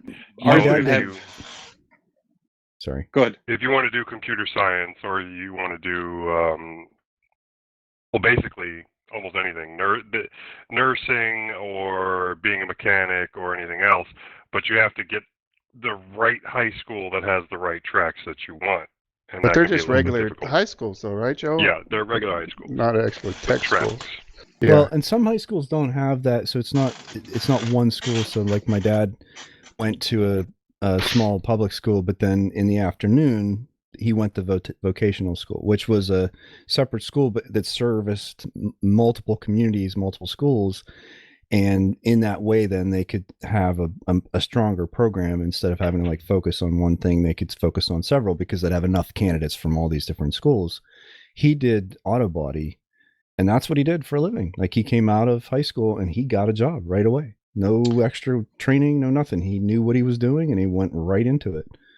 And yeah, go ahead, Honkey. Well, I'm just going to say, around here, there's basically you have your local high schools, and the high schools are basically just preps for college, and that's all they ever talk about there. There's no there's no do we even have shop class? I don't think we even had shop class in high school. We did What does it some matter? shop type stuff in middle school, but I mean, but then if you wanted to do, you had your choice of either going to the tech, which would have things like shop classes and stuff like that, or you'd go to the high school, and the high school was just preparation for college. That was it. That was all they really dealt with.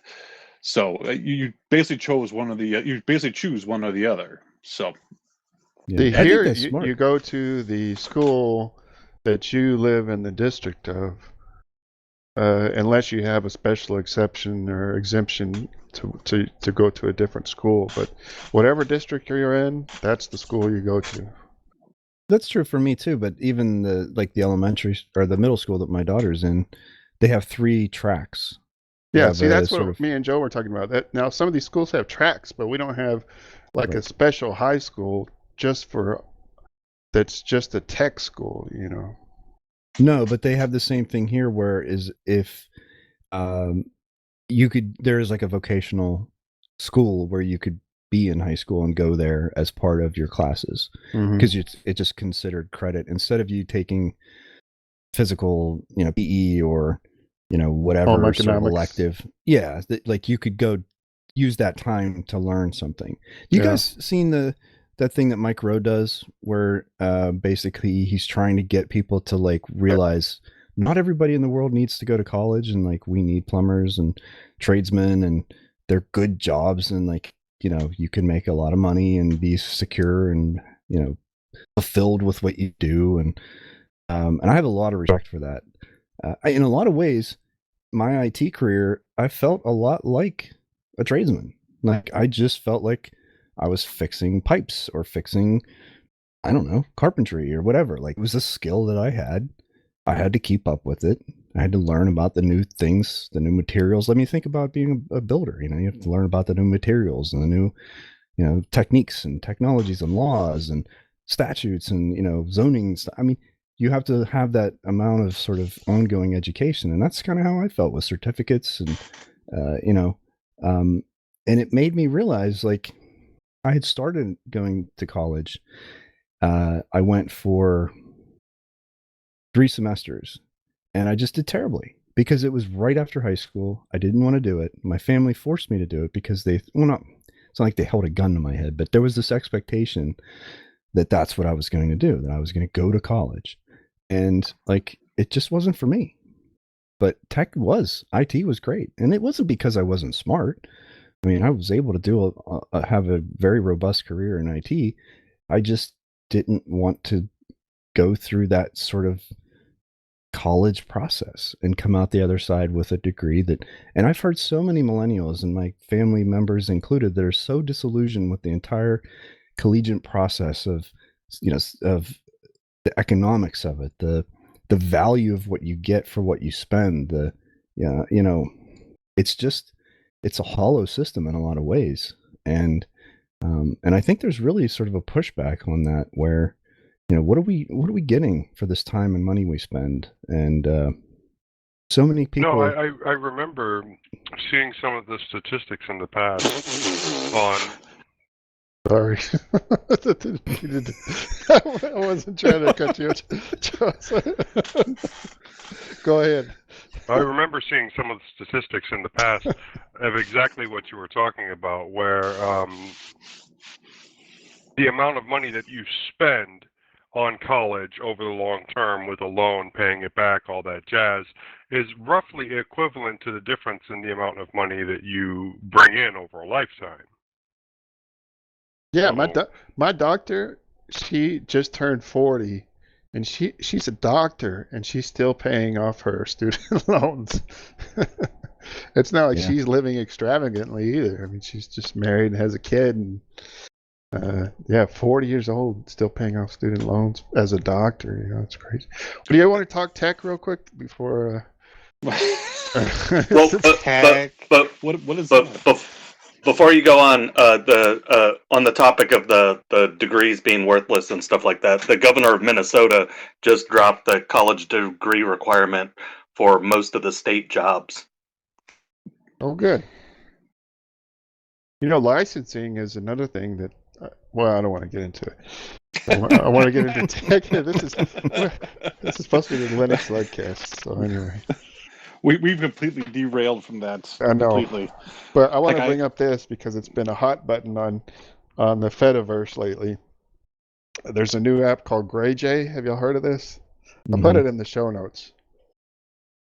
So it looks cool. I mean, it's nothing spectacular, but what it is, it's an aggregate app where you can, all of the creators you want to watch their content, whether it's from YouTube or I think they've got Patreon and Vimeo and Rumble and Odyssey. You can all watch it from one app called GrayJ, the GrayJ app, and it looks pretty cool. I haven't installed it yet, but and they have a GitHub and stuff like that. But the reason I bring this up is because there's this big controversy where people are talking crap about it because they say it's not truly open source. Because even though they have the source that you can download and compile yourself, supposedly there's some other rules you have to follow to truly be open source. And I posted that link too. And see if you guys agree with this. It says why GrayJ is not open source. Because in the GrayJ license, it has a non-commercial distribution clause where you cannot distribute it commercially, like if you wanted to, compile it, rebrand it, and sell it as another app, which is basically the only strike against it, I guess. So they say because of this, it's not open source. But and this has been like total online drama from between the developers and all the graybeards online are totally against this app. So, but why? Who cares? That's what I'm saying. But does that mean it's not open source? I mean, to me, it's still open source. The source is there, and it's open. There's a lot of stuff that's the MIT license, which is which is close to that same idea, isn't it? BSD is too. The BSD license. There's a lot of stuff that's that way. That's the licensed under where you can't rebrand it in commercial. Who cares? That stuff's perfectly fine. Use it. Just use it and shut up. It's not a big deal. I've always thought if the source is open and they post it and I can compile it and run it on my machine, then that's open source. But apparently that's not true. There's all these other definitions that go with open source. Are you guys aware of like the most visible employee they have? You've heard of Louis Rossmann, right? The right to repair guy. So he is either an employee of that company or a contractor or some pretty substantial connection with it. So he has a video called "Is This the Fall of YouTube?" And he's talking about GrayJ and like why it is what it is, why it's open source yet still has this more restrictive license, and he like does a really good job of explaining. I've watched it long enough ago now that I don't remember all the salient points, but like he goes through it sort of step by step and does I believe an admirable job of explaining exactly why, the value of it, the reasons behind the decisions they've made, what they're trying to accomplish, how this helps creators, how it helps people who follow creators, just basically breaking free of this sort of monopoly, monopolistic aspect of YouTube's now enforcing ads, ad blocker and stuff. Yeah. I mean, their whole slogan for GrayJ is to follow creators and not platforms, which I think is what you should be doing. I mean, isn't that the point? It's I watch a certain guy not because I love YouTube so much, but because I want to watch this certain individual's content, and I like what he does, you know. So why should I be beholden to a platform that doesn't respect, you know, my privacy or what particular browser extension I'm using or something like that, just to see this guy's content? And supposedly, GrayJ is, like you said, is supposed to be the big disruptor that kind of breaks free of all that platform dependency, to where you could just watch what you want to watch, and you don't have to worry about all this other BS that got our show banned the last you know. So Yeah. I thought that was interesting. It's still new and it's still pretty early on in the app's development, but it looks promising. You can import all your subscriptions and stuff like that too. Has background play, offline play, supports live streams. Yeah, it's supposed to actually have a lot of like interesting and kind of innovative features where you can have discussions outside of the platforms themselves. So it's not just an aggregate where you can kind of follow, you know, certain channels and stuff like that. It actually has some inbuilt functionality in terms of like ratings and discussions and different ways of, like, I think, like playlists. And so it's deeper than just what you might think it is based on looking, you know, just it's a way to, you know, aggregate all this different content into a single UI. No, it apparently, I haven't used it a lot, but I do love the idea that it's sort of like, because I have a YouTube premium membership for a lot of reasons, but I kind of feel like when I watch YouTube and I'm not logged in, that I have such a lesser experience than I do with a premium membership, because I don't have, you know, ads, and I have all my content and subscriptions and watch history and like all this stuff, because I watch YouTube probably more than any other media source, period. Well, I think a lot of us do, except for Honkey. He hates YouTube. So having a system like GrayJ that would allow me to still have a really solid experience while continuing to be able to follow specific creators and content and hashtags or whatever, you know, things that I'm looking for, and maybe even have a better search, like that would be nice too, because I think YouTube search is kind of, we talked about Amazon. It's getting worse and worse. Yeah, and it's just it's pretty terrible bad now. Yeah. And having to deal with all the suggested content and stuff that you absolutely do not care about, they try to push on you. Like I talked about watching that Jordan Peterson video, and now I had all this shit in my feed about why women are bad, why there's a brown invasion at the border, and it's just like, that's the shit I don't care about. You know, I wanted to see what this guy was about. I watched one freaking video, maybe just a few minutes, and that was enough. And then now YouTube is like trying to radicalize me, you know. So I really want to check out this GrayJ though. I haven't installed it yet, but I plan on doing that this weekend and try to import my subscriptions from YouTube and from PeerTube. I think it supports PeerTube as well. Yeah, it's interesting you say it that way, because the whole radicalization, I want to see opinions from everyone. And, you know, Jordan Peterson might be too far in one direction, but he has a lot of salient points about, like, sorry, I've used that word. I don't know why it's in my head today. I've said it like 3 times now. Salient person. Yeah. But like truth and honesty. He has some points that I find to be compelling. Not that they're going to change my life and the way I think about things, but they kind of jog some thoughts. Well, I mean, I think everybody has that. Right. Everybody has no matter who they are, has something that you could take away and learn from. And so, you know, that's why I was checking them out to see what the hubbub was about. But then I get total nonsense in my feed about and stuff that I don't even think Jordan Peterson, I mean, I'm not a fan or anything, but I don't think he really even supports this kind of stuff, you know, like even like anti-Semitism and stuff like that. And I'm just like, yeah, you know, how the Jews ruined these countries doesn't interest me. You Right. know, why are you showing me this stuff? And, But, we ask, why are these kids shooting up these synagogues and stuff? Well, I wonder why. Maybe they're being pushed information by places like Facebook and YouTube that are feeding them content that's made to get an emotional charge and reaction from them just to keep them engaged instead of showing them what they actually want to are searching for, stuff like that. So yeah, anyway, I would really a love rant. to see.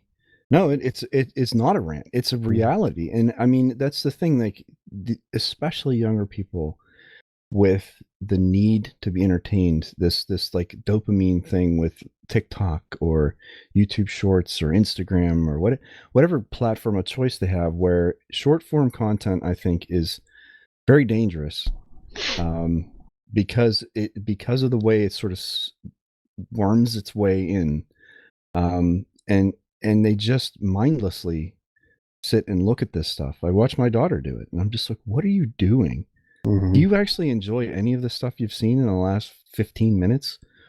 No, I'm just looking through. I'm like, but what a waste, Like, if you want to see something, then go look for that thing. Oh, I mean, but I have friends my age that send me TikTok links all the time. I don't even have TikTok. I don't watch it, but I think the same way. I think you're in your 40s and you're sending me 50 TikTok links through text messages. What the fuck are you doing with your life? Why aren't you doing something productive that doesn't waste your time into your brain into jello? This is just like you say, chasing this dopamine rush. And I think we've discussed this before. Joe brought up a bunch of good points last time we talked about this, and it's just anyway. So I don't want to get into it again, but yeah, what you're saying is true, and I don't think there's any hope for humanity at this point. I think we should just bomb the Earth and start over again. Well, but to just point this back towards the point of the show, I bet you they're using Linux to do it. Oh yeah, of course. They're subverting our beautiful technology to ruin the world. Yeah, that's totally unfair. That's right. If they had to pay licensing fees, they couldn't make the billions of dollars they need to be able to. That's right. So this isn't necessarily Linux, but Chrome OS Flex. Have you guys done anything with that? Is it anything that even remotely interests you? This is for like underpowered or older devices, I think, right? Well, is it though? Like that's the kind of thing. Well, I don't know. I bought this Lenovo Duo something. I don't even remember what it was, and it was several years ago, and it had Chrome OS on it, and it was a 2-in-1, so you could take it apart, and it could be a tablet. And I remember Chrome having pretty reasonable touch screen, like the keyboard was touch screen, on-screen keyboard, and the controls and everything. And because what I was looking for was a tablet operating system that wasn't Android or iOS. And that machine was so underpowered that the experience was just unusable. Like it was really bad. So I got rid of it and didn't think about it again until this year. And I ended up just getting a Dell Latitude that can run Linux. And so I've been using GNOME, and like it's a different experience. But anyway, I just realized now that Chrome OS Flex is a thing. And you can install a Linux virtual environment and run actual Linux applications. Yes, it's still Google. Obviously, there's some security and privacy ramifications there, but the idea that it might work a little bit better from a touch perspective, because GNOME's pretty good. I was actually surprised. I have Fedora 29 beta on this thing, and it's surprisingly useful. Like it's actually GNOME makes a lot of sense on a touchscreen. You hear that, Joe? You said GNOME is good. I actually agree that GNOME 3 is good on a touchscreen. On a single screen device where you have a touchscreen, it actually is good. You won't get an argument on that one out of me. Mm-hmm. Speaking of, though, did you wipe out Windows on the 5290 yet? So I actually dual booted because I wanted to make sure. I didn't want to just wipe it and then be like, oh, well, this is so bad I can't even use the hardware now. So I still have Windows 11, but I haven't used it since I put Fedora on here. It's been really good. Oh, I yeah. mean, really good. Now the battery only has like 60% capacity left on it, so it only lasts for about 3 hours. I may replace it. Well, I Not probably cheap. will. Well, okay, so the Dell one is 120, and I know that's like the good one that's actually going to give me full battery capacity again. The ones on Amazon I know are not as good, but they're in the $50 to $60 range. And then on eBay, there are, of course, the like garbage Used ones. Yeah, that are like $20. But you can still get the better ones on eBay as well if you go, I guess, with the more reputable sellers. So I got it for, I mean, it was 150 all in. It's in such good shape, and it runs. I can't believe the performance of this thing. You know, the 8350U, 4-core, 4-core, 8-thread, 16 gigs of RAM, 512 gigs SSD, and like it's not gonna, blow anyone's mind with the performance, but considering it's basically silent, has a really nice screen on it, very bright. Oh, it's too bright. I have to turn it way down. Backlit keyboard cover case.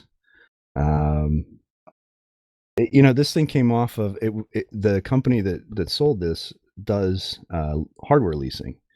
So they had this out on, in the field somewhere for years, got it back. They clean them up, redo the windows, reinstall Windows and sell it. And considering this was a $2,200 piece of equipment 5 years ago maybe, and I got it for 150 all in.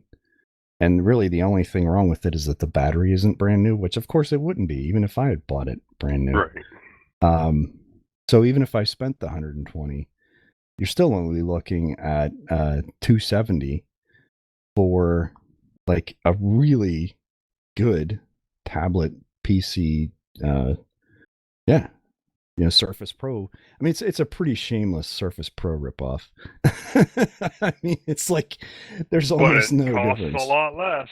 Yeah, I mean, even like the I had to laugh. Like even the stand, on the back, like it is so a Surface Pro in like every possible way, except that it has an SD card and you can open it up, which you can't do. And replace the SSD rather easily. Yeah, right.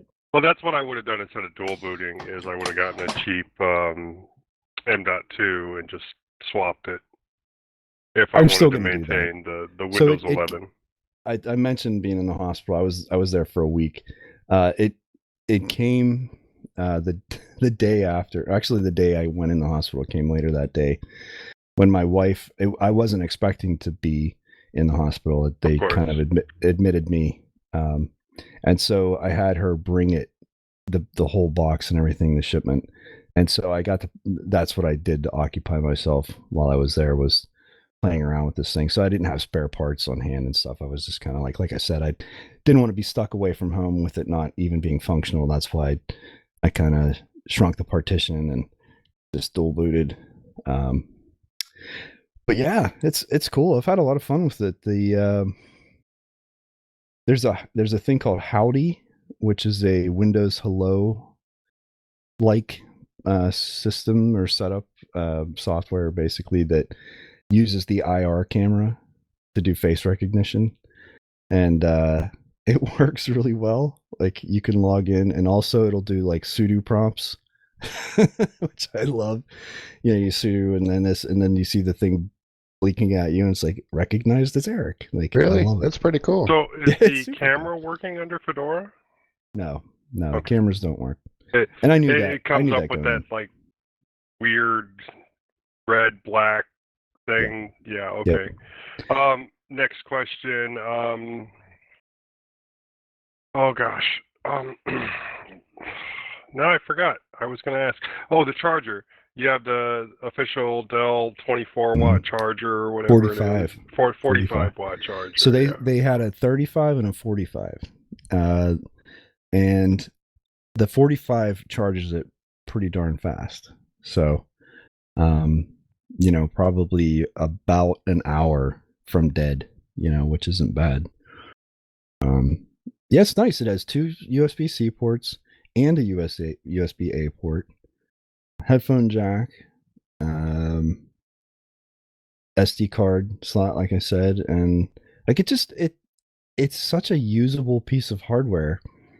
In terms of like just a thin and light laptop, I mean, it's the screen's not huge; it's 12.5 inches. But I mean, if you have decent eyes, which I don't, and I still was able to use it. Thank goodness for fractional scaling, because I had it at 150, and it looks perfect. Well, like I said, I have 2 of them, and one of them I'm using as a set-top box because the screen is all wonky. But yeah, it's a great little device. The Fedora 29 beta is Wayland only, and well, not only, you could still switch to X if you wanted to, but by default it's Wayland. And I didn't go back to X. Everything seems to work fine on Wayland. Global shortcuts, I thought I would miss that more, but it's been okay as long as the applications themselves have a reasonable shortcuts and stuff like that. And like I said, yeah, GNOME, I've used GNOME over the years, and usually almost always will do, add a taskbar and, add the extensions to sort of make it more like a usable desktop. But yeah, in a touchscreen format, and especially on a smaller screen, having that much real estate for your applications makes a lot of sense. And on Wayland particularly, it's very smooth. And what's the model? It's a Dell 5290. Yeah, Latitude 5290, 2-in-1. So they have a 5290 laptop and a 5290 2-in-1. So it's the 2-in-1. The 2-in-1 is worth it. I'll put it in the show notes. Yeah. And I'll tell you what, for 150, and I've seen them for even less. But this one I knew was in a certain condition I was looking for.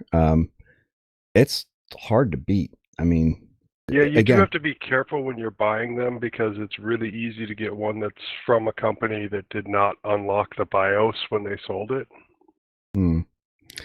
Yeah. Well, I mean, I sort of agonized over this for, I don't know, the better part of a month or even maybe longer, looking at all different ones. And I'm really glad I did, because initially I was looking at a Lenovo that was, the Mix, the IdeaPad Mix, which when you read reviews compared to the Latitude 8290 was just a much lesser machine. Even though the hardware specs are very similar, the battery life was terrible. The screen was much less, clear and bright, and the ports weren't nearly as numerous and diverse. Yeah, but the stats did look good. No, they did, and I don't think that I'd necessarily be unhappy with it, but the battery life being that bad would probably be a problem, but especially at this point, because the battery's not going to be that strong. But it's nice to know that, Linux does run. Joe asked about the cameras. So the cameras don't work, but I think that's supposedly really common on these types of devices, that like you just don't have hardware drivers for that type of specialty stuff, like fingerprint readers, cameras. But everything else, I mean, and again, I was just so surprised at how performant it is. Like, it just runs so well. For such a tiny little thing, without the fans going crazy, doesn't generate a lot of heat, super, lightweight. So, and it does everything you could want it to. Yeah, I'm really considering getting another one for my daughter for schoolwork. I mean, it's such a convenient device that she'd be able to carry it around, and honestly, for that price, like, if she broke it, like, Okay. Oh well. Here's another one. No, honestly, if you were gonna get your daughter one, maybe, and you're worried about her breaking it, maybe go for the Venue 11 Pro, which is a little bit older, but still really functions well. I mean, I have one right there, and I actually have another one over there. So I like the performance is better on the Latitude, but the Venue 11 Pro has that keyboard case that I was talking about that actually has another battery pack in it. Oh yeah, that is so smart to put more battery power in the keyboard case. Yeah. Yeah, and it's not a soft, a keyboard. It's actually like when you have it on your lap, it's like a laptop, and it will hold itself up and without any issues. So it's just a thought, and you can get those dirt cheap. So speaking of the price range, like that was sort of the Mix was a little less expensive than Lenovo, but I kind of thought, well, for the extra $50 or so, just getting a better machine that's going to last me longer and be more useful. But then I started looking at like the Lenovo ThinkPad X1 tablets, the Gen 3 ones, which are sort of up into like the $300 range, but are like just a beautiful machine. And I was kind of like, should I just go up a little bit more, but it's twice as expensive as what I got. Yeah, it's probably a nicer machine overall, and it's also very easy to service, runs Linux very well. It's a Lenovo. It's almost like a it's a ThinkPad tablet basically. The tablet, the keyboard cover has the finger. It looks like a ThinkPad. Speaking of Lenovo, I put that link for the Lenovo fashion show in the notes if you want to see what's this? What these costumes, the Lenovo fashion collection. Oh my goodness! Yeah, I definitely need to see this. I can see Honkey wearing one of these outfits. Of course. Especially that first one. What the heck is this? Is this something you would be interested in, Honkey?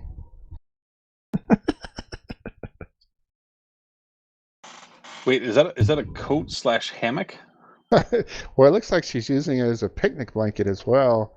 And then it turns into a giant coat, puffy coat that has a pocket for your Lenovo tablet there. Well, you gotta have a pocket for the tablet. I mean, come on. Now, why does it look like a poncho in one spot and then it looks like a giant puffy thing in another? Is it reversible? Well, maybe. It says the team created a jacket that not only has a tablet pouch, because that's the thing that connects all of this, is they all have pouches for tablets, right? But can also inflate and turn into a hammock. Oh, nice. So you're seeing the inflation there with the little. That's pretty cool. Spots. Start wearing that. And there's further down. It's just a jacket. It's also a backpack. It looks like it hides your face or something. I like in particular the person in the background on the path walking away. Because like they're like 5 foot wide. Yeah, well, not everybody's wearing these. It's just a normal thing. Whoa! Scroll down. I think that's more my speed. Which one? The giant windbreaker that's also like a backpack? What is like the military clothing? I don't know, what's the trash bag looking thing? A modular techno armor exoskeleton. The goal was to create a garment that is fashion forward, functional, and gives users the ability to expand me time outside of the home. Lenovo describes me time as personal time for individuals, allowing them to prioritize their well-being while doing what they want, whenever and wherever they choose. Okay. London-based Radar made arguably the most normal of the submissions. The team created a noise and light-canceling anarch with isolation hood. The code also comes with a harness for the tablet. Well, this is an Android tablet. That's the one with the Wait. with the guy with the hood, the massive hood over his head. Yeah. Noise and And then the light harness- canceling. Do you see the harness that's like a red cable? Why does this Yep. remind Oh, me yeah. of Unbreakable? And then it's got that little bag on the side, like a satchel on the side, and that could also be on the front, like a kangaroo pouch. Oh, I see that. Yeah, that's what that is. Oh, okay. Anorak. That word is a British. Okay, I see. Okay, it's a jacket type, but then also it is a British slang term which refers to a person who has a very strong interest in niche subjects. I knew I had Okay. heard that word somewhere before.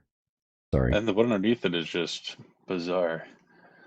Do you like that full bodysuit with the camouflage when he's coming down the stairs? Well, that's the That one, yes. Like, cyberpunk. Well, what route. is the smaller one there? well, that's like Where it's like a vest. It's like a bulletproof vest. But the guy that's coming down the stairs. Oh, and the one on the left too. It's like they're wearing a giant dress or something, and they got shorts on underneath, or Right. maybe it's like a trench coat. I was Well, thinking more trench so- coat. All right, so the description tells us that it's a cyberpunk route, which described as a modular techno armor exoskeleton. Oh. So there you go. Oh yeah. All right, we gotta do Devour before we go Oh, to the that's third right. week of this same damn movie. Okay. I'm getting to a point and I've forgotten what the movie was about. If all you right? didn't, if you didn't But watch don't it worry, yet, you haven't forgotten. okay, hang on. I enjoyed it. That's what I remember. Oh. The theme.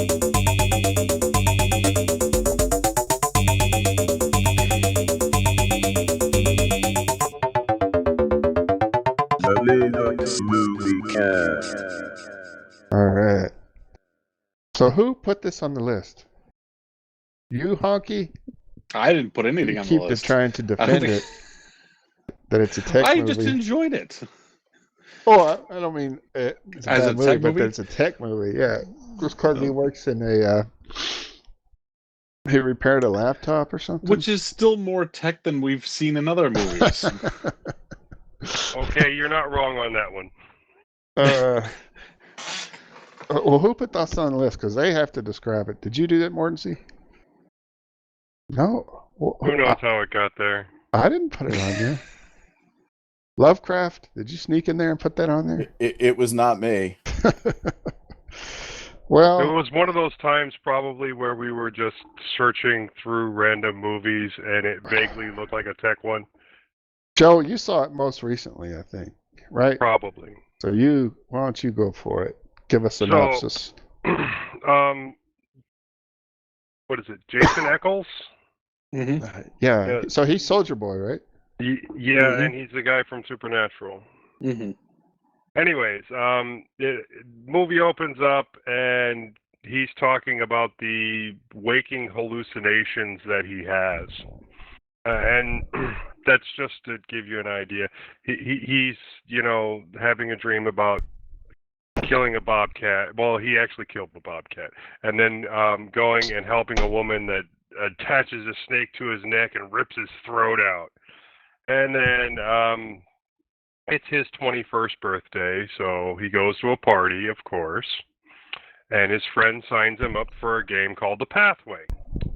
Oh, yes, and the tech involved. We forgot that. He Yeah. goes to his job, and he fixes a computer. The easiest computer repair that I have ever seen. I had a piece of wax on it. So easy for that top to slide right off and him to get right to the motherboard. And just one little piece of wax that he plucks off the board. And it's just, oh, this works. Here you go. Mhm. And it didn't Come even, on, that didn't one even piece charge of you for wax it. was, yeah, that one piece of wax did so much damage. All right, Yep. it was sitting right there on top of it, and it just made it completely unusable It wasn't until even he melted plucked to it the right off board. there. It was like sitting on top of the board. All he did was remove a little piece of section too that was like between the monitor and like the keyboard part, Yeah, and then Yeah. just picks it off like a piece of tweezers and goes, "Oh, here you go." and now it works. And he snapped it back together. Easiest. Just how easy that thing came apart, okay? Right. And he's also a college student. You get introduced to his friends. One of them's the blonde girl that has daddy issues, that has sex with everybody. And the other one is his crazy friend that, he has to take a gun away from because he was going to point that gun at somebody and scare them. And he's also, his friend is really big into marijuana and drinking. And, well, anyways, this is the friend that signs him up for the pathway. The girl and the guy are also involved in the pathway. And he has to do, the pathway calls him and asks him what he wants, and they get his boss arrested that just fired him, because he did get fired from his job. And then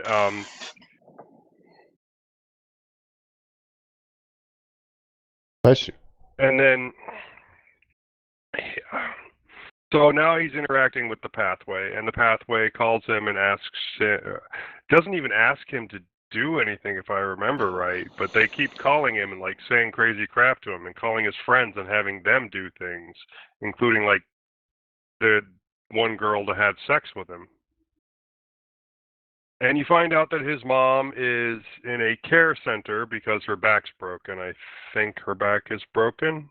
I don't think it says it specifically, but she's in a wheelchair, and she's obviously she had not like getting dementia or something. No, No, she was because when they lucid. do the flashback, she falls and you hear a crunch. Oh, okay. That's why Right. That's why she's in the wheelchair. Right. She's lucid too during while she was talking to him. I got you. Just tired all the time. All right. So, and his dad is, a asshole. And then his uncle is a cop, a sheriff, some kind of police officer in this somewhat rural town. So, what was the chubby kid his cousin? His friend, his best friend. Well, when his best friend died, then wasn't it that he had to tell? He felt bad that he had to tell his mother that the kid died. His mother, his own mother, that the kid died. There was something there. No, he was extremely distressed and in a really bad mood when he went to go see his mom.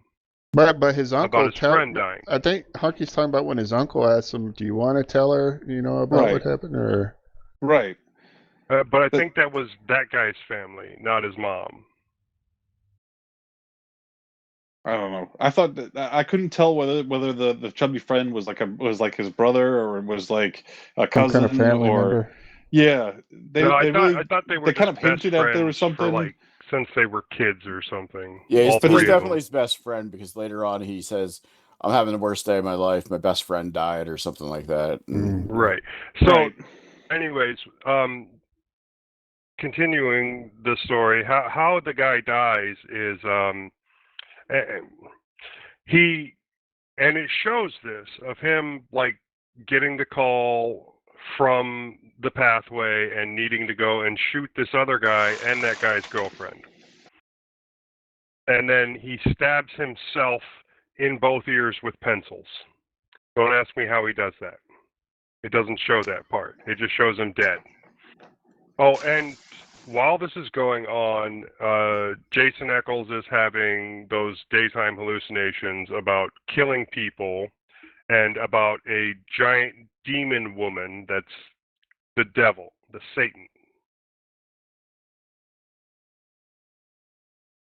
And he's also started quasi-dating his mom's nurse, whose computer he fixed with the simplest fix ever. Sex with his friend. Right. He has sex with his friend, but he hasn't really started the relationship with the other girl. He's just met the other girl at that point. And she's cool with it. She tells him to bring her by the restaurant that she works at. Yeah, but that's because she screws everybody. It's not really his girlfriend. I thought it was his girlfriend, like when they're first in the classroom and she says it's his birthday, gives him that bottle. It did seem like that at first, and he did say that he lost his virginity to her. Yeah. I need friends like that. But she's just a hoe. Yes. Like I said, she had daddy issues. She was doing all that because of whatever her father did, which they never really explained.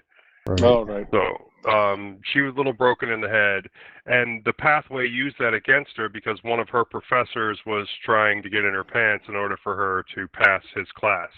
Right. And here's another part you have to, because while Jason is on his date with that girl, I think his name was Jeff in this movie, and I don't remember what her name was, Anne or something. Anyways, while he's on his date with her, the blonde girl that sleeps with everybody kills the professor, rips his ring finger off, and shoves it into the fries that she's serving to her best friend on the date with the other girl.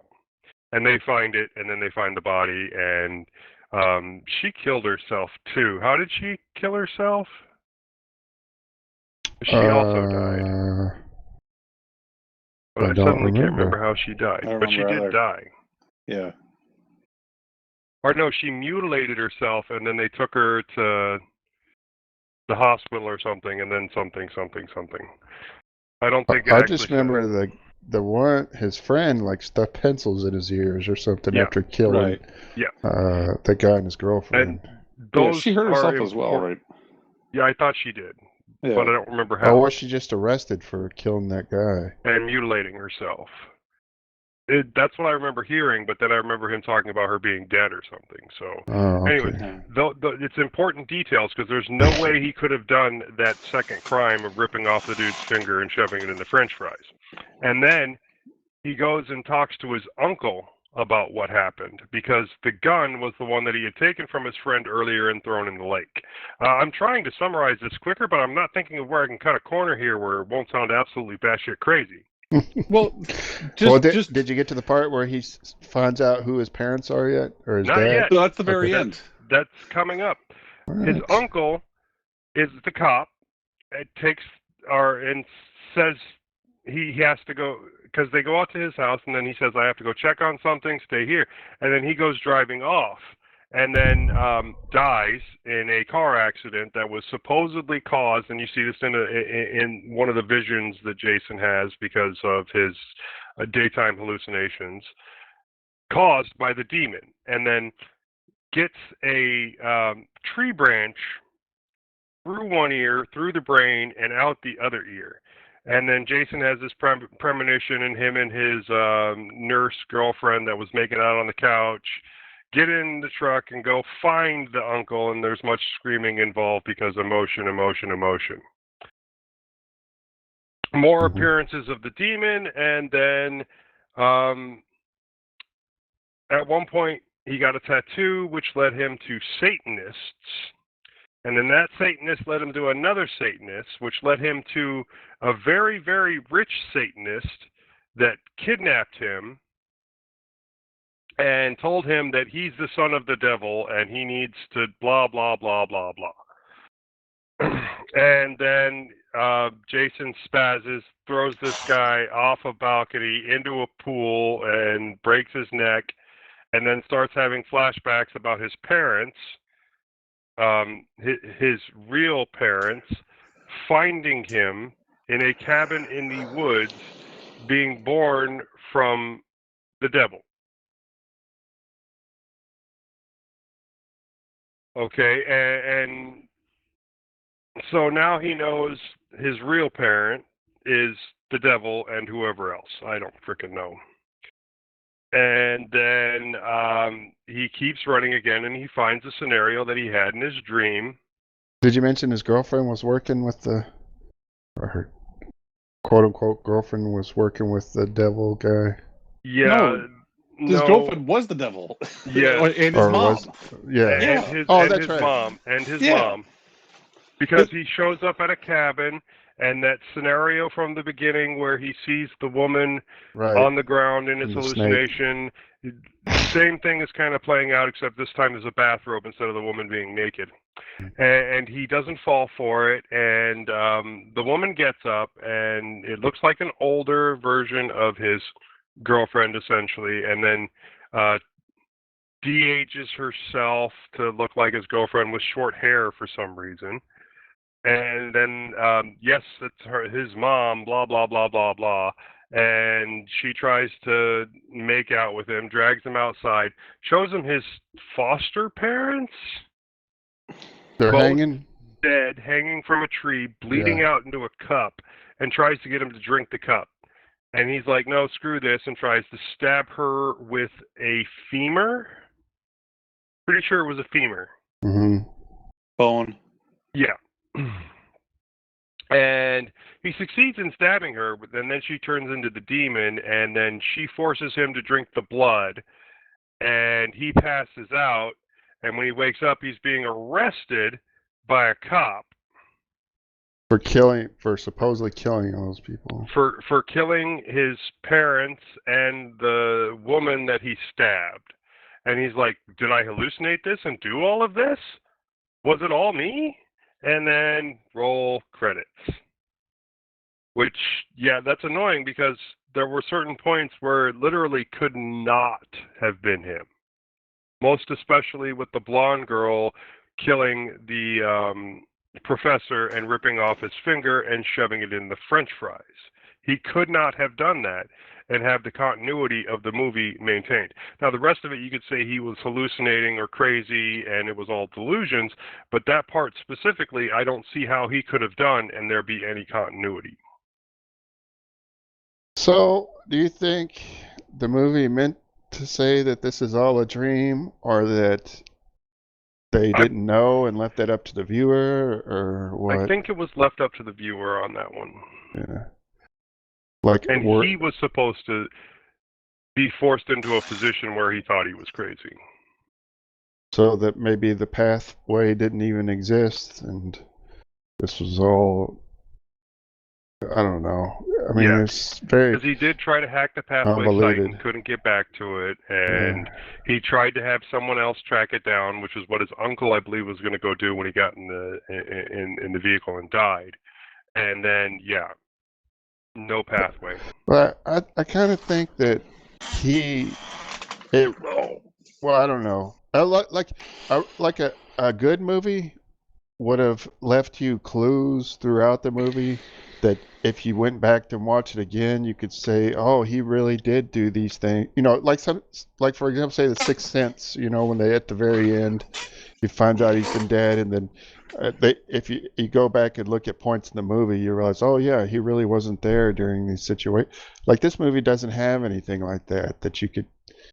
So it's like, this is why this is a no-name movie that we found that didn't reach the level of The Sixth Sense.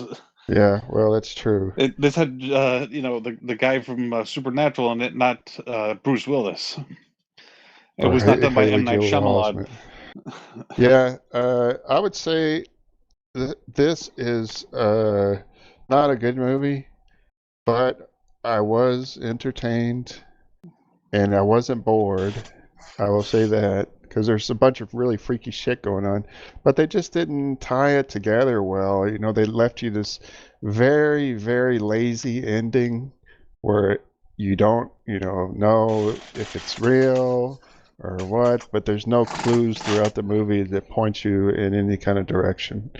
But I'm going to give it a begrudging thumbs up. I don't know about you. Joe gives a thumbs down. Thumbs up from Honkey. What about you, Lovecraft?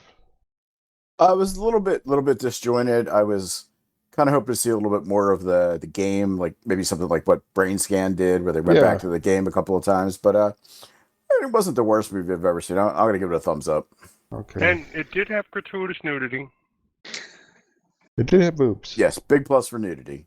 What about you, Mordancy? Can we give it half a thumb? You can. We've done the half thumb before. So 1, 2, 3, half. 3.5 thumbs. My biggest thing is out of the list of movies that we've watched in the past, watched over time, my expectations is it's got to be watchable, because there's some that have been just completely unwatchable. This is pretty sad. This is your expectation. Oscar winning. This isn't major motion picture. This isn't like giant budget or anything. This is some no-name movie I've never heard of before that now that made it onto the list, and it wasn't completely, absolutely fucking horrible. It was something that I could actually sit through and watch and go, okay, that was entertaining for a little while, which does not compare to half the other shit we watched. Look. So it gets a thumbs up. Most awkward sex scene ever. Which one? When she was sitting on his lap? The quickie with her on his lap, like the mechanics there just weren't there. She hardly took any clothes off, and neither one of them even vaguely looked like they were enjoying what they were doing. And I don't even know what to say. It was extremely, extremely awkward. Hot steaming pile of crap. That's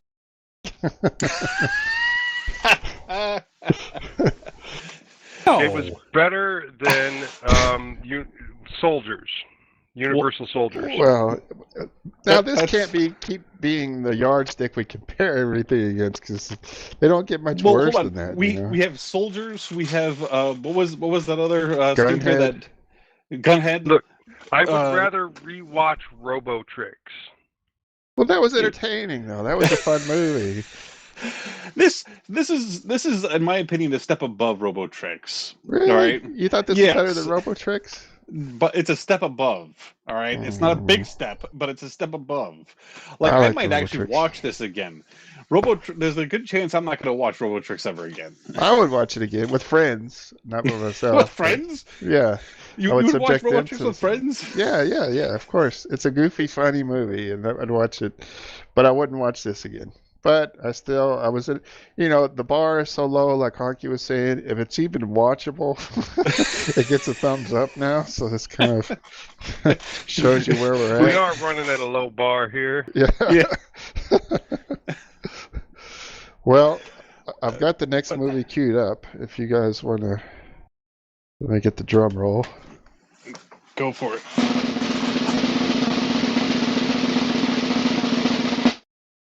It is Megan from 2022. Nice. I haven't seen this yet. Yeah, any of y'all I haven't seen it. I haven't seen it yet. I'm excited to see it. Wait, is this even remotely tech related? It's a psychotic doll, isn't it? It's on the list. It's on the list. Isn't this basically a newer version of Chucky? Robot doll. Are we sure it's a robot doll? Yep. Ugh. And it's on Amazon Prime. If you have Amazon Prime, you don't have to pay for it. They have the unrated cut. Oh boy. So, there's anybody here that doesn't have Amazon Prime? Or that needs the movie? If so, speak up. If not, I'm not going to bother putting it in the Matrix. I have Prime. Okay. It's not Megan, it's M3 GAN. That's how it's spelled. That's leet speak for Megan. Yeah, leet speak. And I know you're new to this, but I am. This kid stuff, I don't know what they're talking about these days. Young people. So anyway, Megan is... I haven't seen it. I can't say I'm excited to see it, but I do kind of want to see it, I guess. I did like the Black Phone, which it says it's from the producers of the Black Phone. I thought that was kind of a cool movie. I agree with you. Mm-hmm. But it looks goofy. It looks fun. It looks entertaining. It looks mindless. Should be fine. It's about AI technology. So there we go. I had one last thing. I don't know if you remember last year, Danny. You talked about on the podcast about SSD nodes having their sale before Black Friday. Oh, that's right. That's right. Coming up, right? They have their sale going on right now. Yeah. So the prices get higher as it goes through the month of November. So it's already started? It's already started. So like let's see, what did I get? I got a 3-year plan with 24 gigs of RAM, 400 gigabyte SSD, and a 6 CPU for $267 for 3 years. So that's pretty like damn good. $5 a month or something Really, like that. really damn good. Yeah, and that's way more powerful than the $5 Linode instance. I was wondering if we wanted one for the group that we could play around with, and maybe put Docker or something else on it, and allocate each node, if it's set up correctly, to each one of us, so we could run our own VM inside with a separate domain name. That would I be was wondering fun. if that was a project you guys would like to work on together. They have which ones were you looking at? Like they have, I see they have the KVM extra large for $75 a year, 24 gigs of RAM, 400 gigabyte SSD, 6 cores, and 12 terabyte transfer. It looks like their biggest deal. I don't know where they got $1,440 a year from. And that's under standard VPS and then performance VPS. The regular price without the, well, Is it really that much more expensive?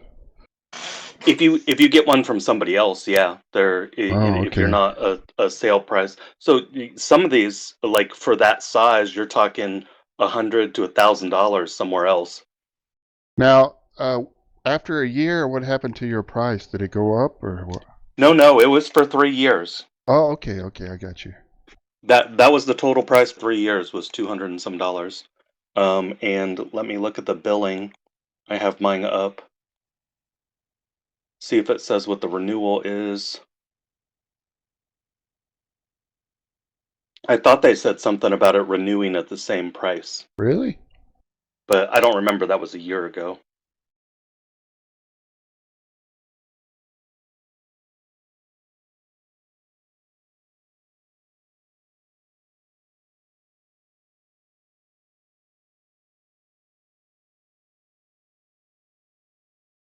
Let's see. Because you know what we could do? What I could do is dupe the VMs that are the show depends on, like Mumble and Jitsi and Matrix or something, onto there. That way, if I die or something, you guys still have access to them.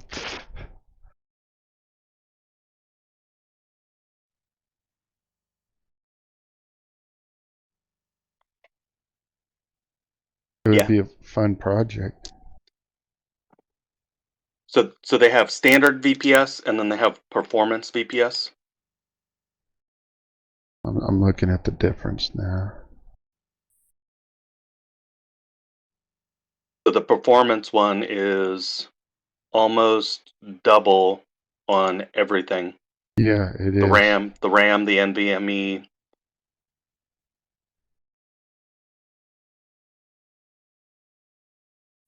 Because I don't think anything we do will use terabytes of bandwidth a month. No. Unless we get really popular, and then of course, we should have money coming in to pay for a larger. Yeah, then it wouldn't to migrate. Yeah. That'll happen any day now. Any day. What? So which one do you think will be sensible for us? Well, I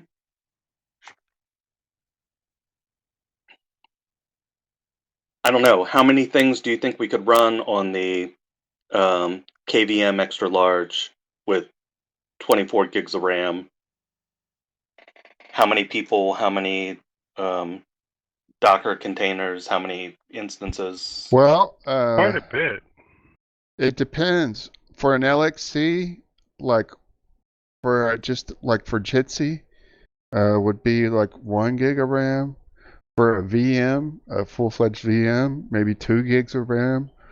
And then however many people we have that want to get, I'll go in on this with you. And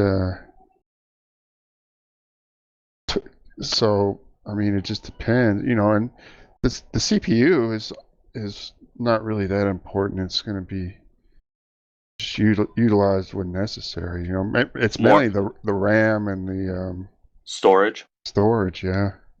Yeah, and I think if you need more, you can just bump that up for a You can. charge. Yeah, yeah. They send offers all the time to bump up storage and stuff.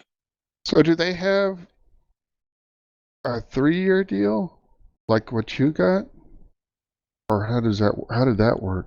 Yes. So if you click on the Get Started Uh-huh. and Configure, Okay, so I see. All right. there's a price added for the IPv4, as we talked about before. We Right. need that. Yep. So that's $54 for the IPv4 address. And daily snapshots cost $163. That's for Okay. the 3 years. I'm looking at the largest one, Yeah. the 64 gigs of RAM and Oh, 1.2 okay. terabytes. I'm looking at the one get started the KVM XL. Oh, you're looking at 32 gigs or 64 gig? You're looking at performance or I was standard? looking performance. I was looking at the performance. But if we do the extra large on the performance, that's 600.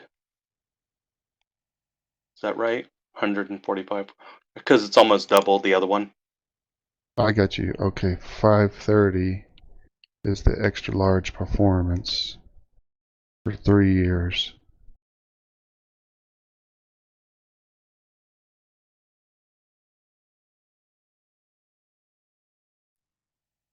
So that ends up being $20 a month. Yeah. And then you can. Who else? Honkey, would you use this? I have no idea. I don't know what I would use it for.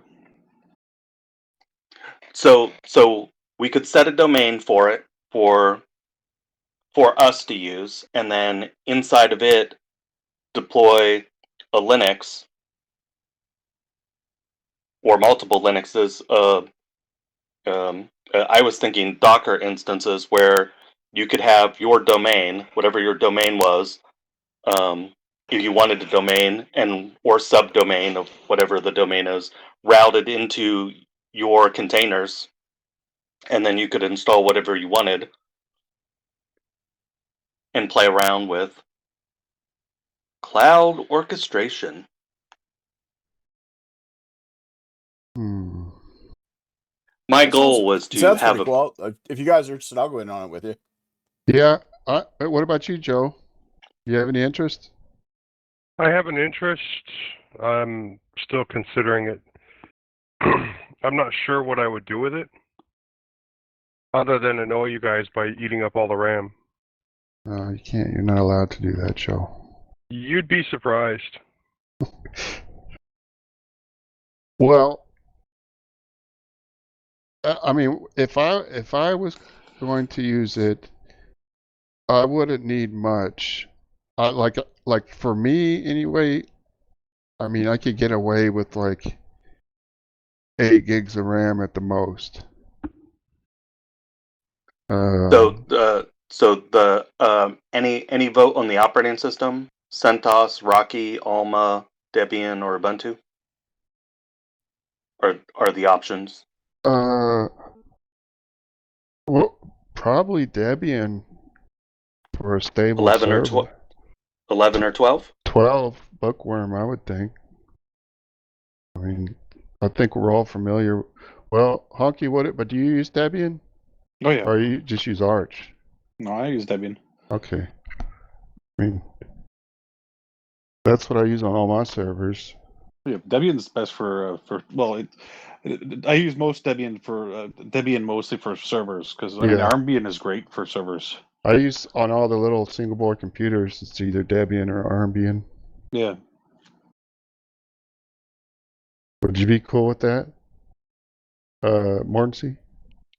Me? Yeah. I'm a fan of Debian. Comfortable with Debian? Yeah, I was gonna. My plan was to put a YUnihost on it as a container. So Debian running a Debian container and install YUnihost and have that whole have all of that on a separate domain name. Mm-hmm. Do we have any votes for a domain name? Oh, I don't care.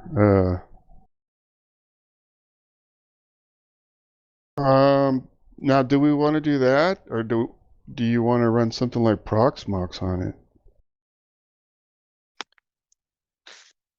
So this wouldn't. So I couldn't get Proxmox to work right with what I was doing before. Mm-hmm. But if we went with Debian and installed Proxmox on it, Mm-hmm. right? Yeah, a lot of people do that. On a VPS, so a VPS would be different than a like a Linode module, or would it be the same? It's the same, pretty much. It's just virtual private server versus. I think a Linode is the same thing as a VPS. I'm pretty sure. Have you run Proxmox on a VPS? No, I have not. Because I gave up. I couldn't get it to work. Really? But then, yeah. Well, I mean, we could give it a try. And if it doesn't work, we'd still have Debian, you know. Or we could just do like you said, just run Docker containers, and each person gets kind of, you know, however many Docker containers you want to run. Yeah. So is everybody okay with trying Proxmox first? Yeah, that's fine. Haven't tried it before. Sure. It's easy to use. I mean, it's all has a web interface built in that you just access via a domain name. And I think I used Cloudflare for my SSD node. I think I had to use Cloudflare to set up the DNS properly. I'm looking.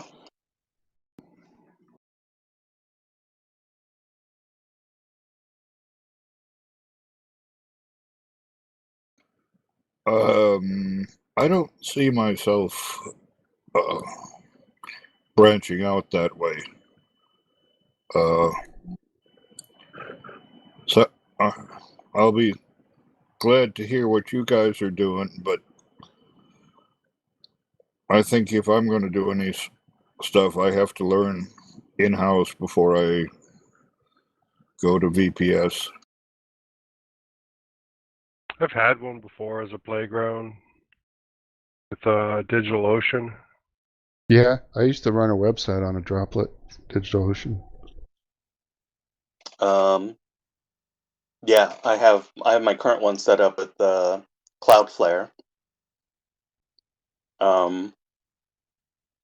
I would want to make sure there was some way that if I set up the domain name, I want to make sure that somebody else can take it over if something happens to me. Okay, now I looked up a couple of websites, and they don't really say why. They just say you don't want to virtualize your hypervisor, which is what Proxmox is. Yeah, I had issues, and I gave up because I wasn't sure if it was because it can't be used that way, or if I was doing something really wrong. You know, what we could do is just use set up a Docker container with an orchestration tool, you know, an orchestration tool like what is that called that I used to use for Docker? Portainer? Yeah, Portainer or Rancher or something like that, you know.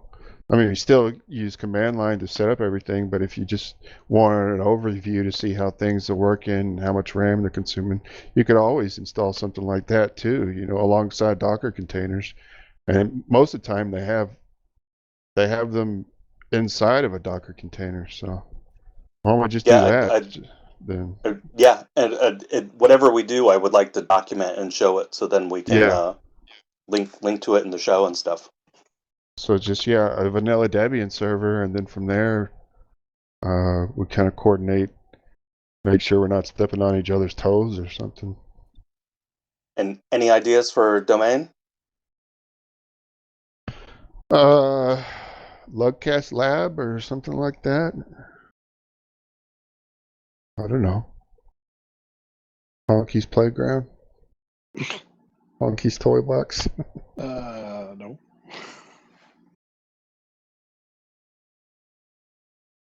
Yeah, I'm not even sure what I would set up.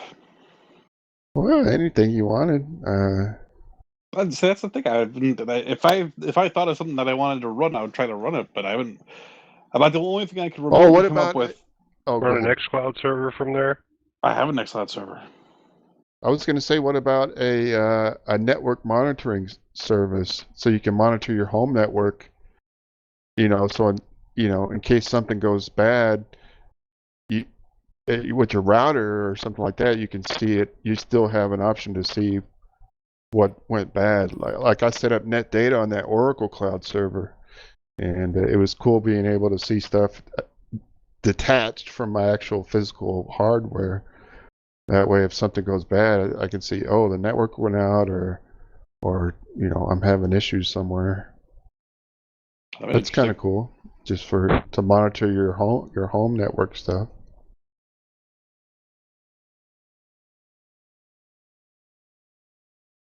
Buster, what do you want?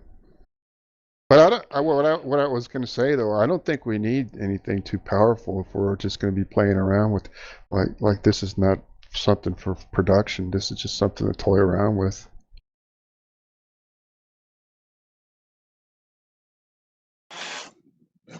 I agree. Like I was even thinking like the which one, dang it, get out of here.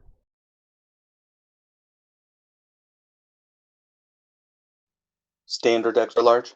Yeah, the standard extra large, $75 a year. You get 24 gigabytes of RAM, 400 gigabyte SSD, and 6 cores. And that comes out to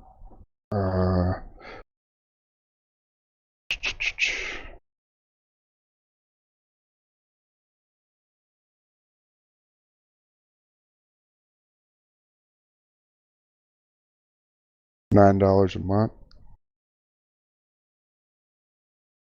$9.38 a month.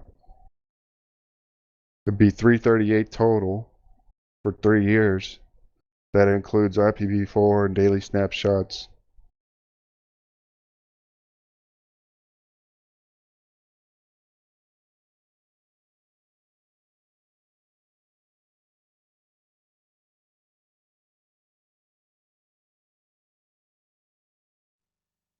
And you said Lugcast Lab?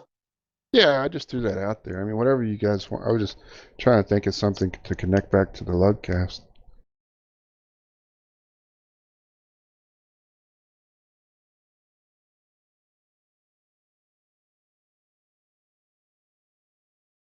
joesbeard.com. I'm down.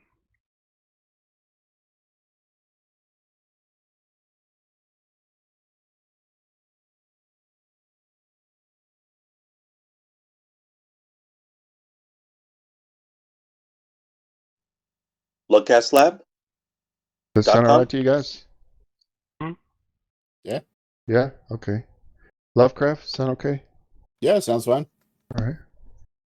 My monthly on this? Do what? What's my monthly on this? Oh, well, for all of us, it's $9 split between all of us a month.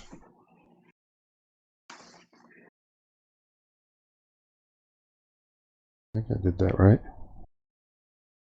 That does include tax. So there might be 50 cents added to that.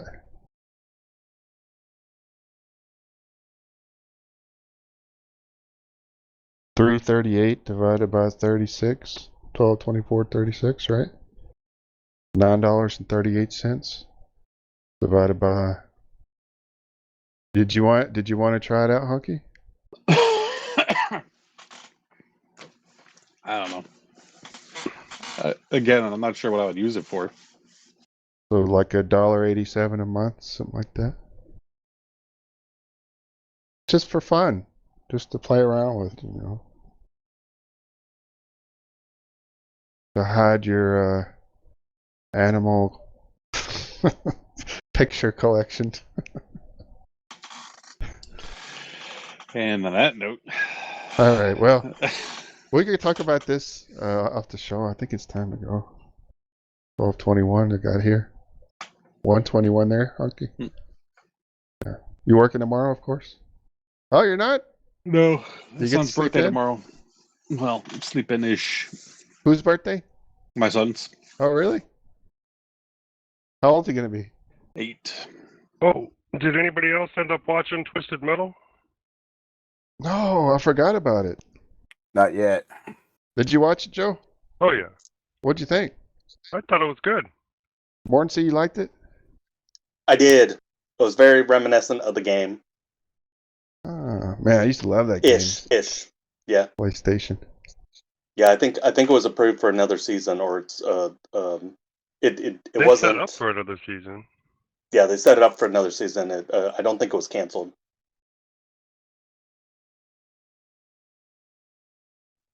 It was fun. It was very fun.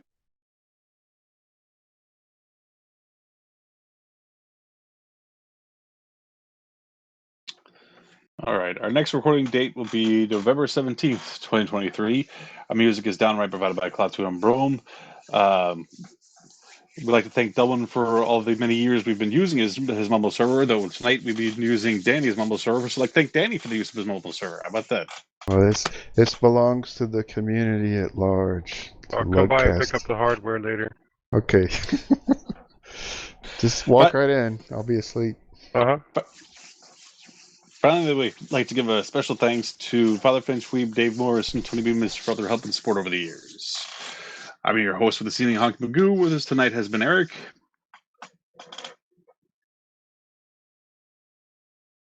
You still here? Go to sleep. Maybe. Might have passed out. Joe. Good night. Lovecraft. Good night, everyone. Enjoy that fall back tomorrow night. Oh, yeah, that's right. Awesome. My phone will do that for me. Right. Lugbutt. I love you, Joe. I know you do. Everybody does. Minnix. Good night. Mordancy. Good night, everyone. And, of course, Netbiter. Good night, everybody. And thank you, Ms. Jackie, for raising the quality of the early show considerably. I forgot what we were talking about. Travel. Oh, okay, that's right. Travel, driving hundreds of miles and tens of hours. Also, best wishes to the mini shorts wherever they happen to be. Oh, we were talking about balls. That's why. But by the way, also, since we're skipping Veterans Day,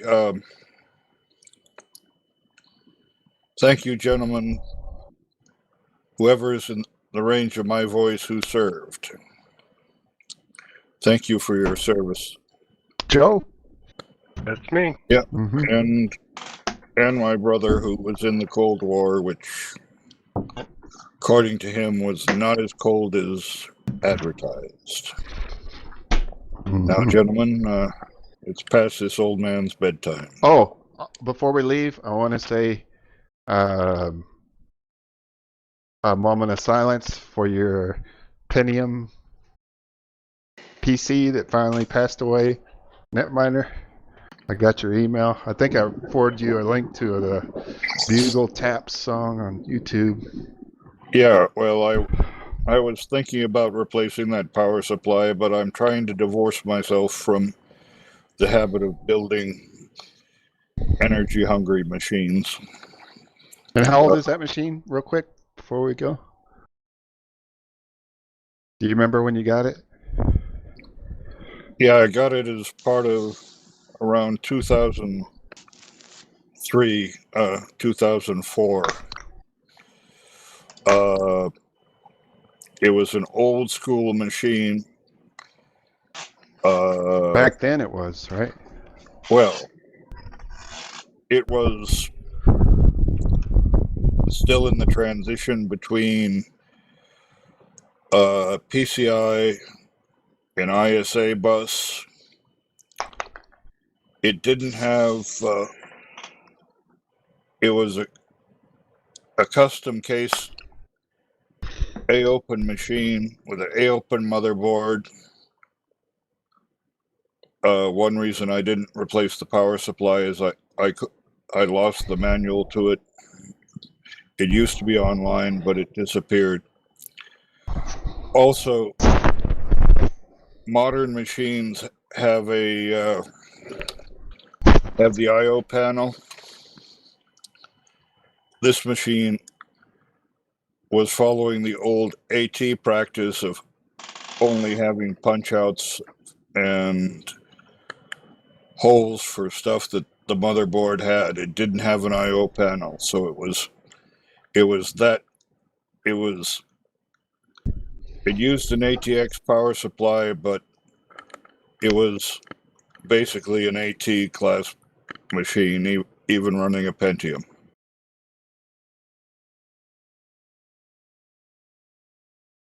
So rest in peace. Good night, all. Good night. Good night. Good night.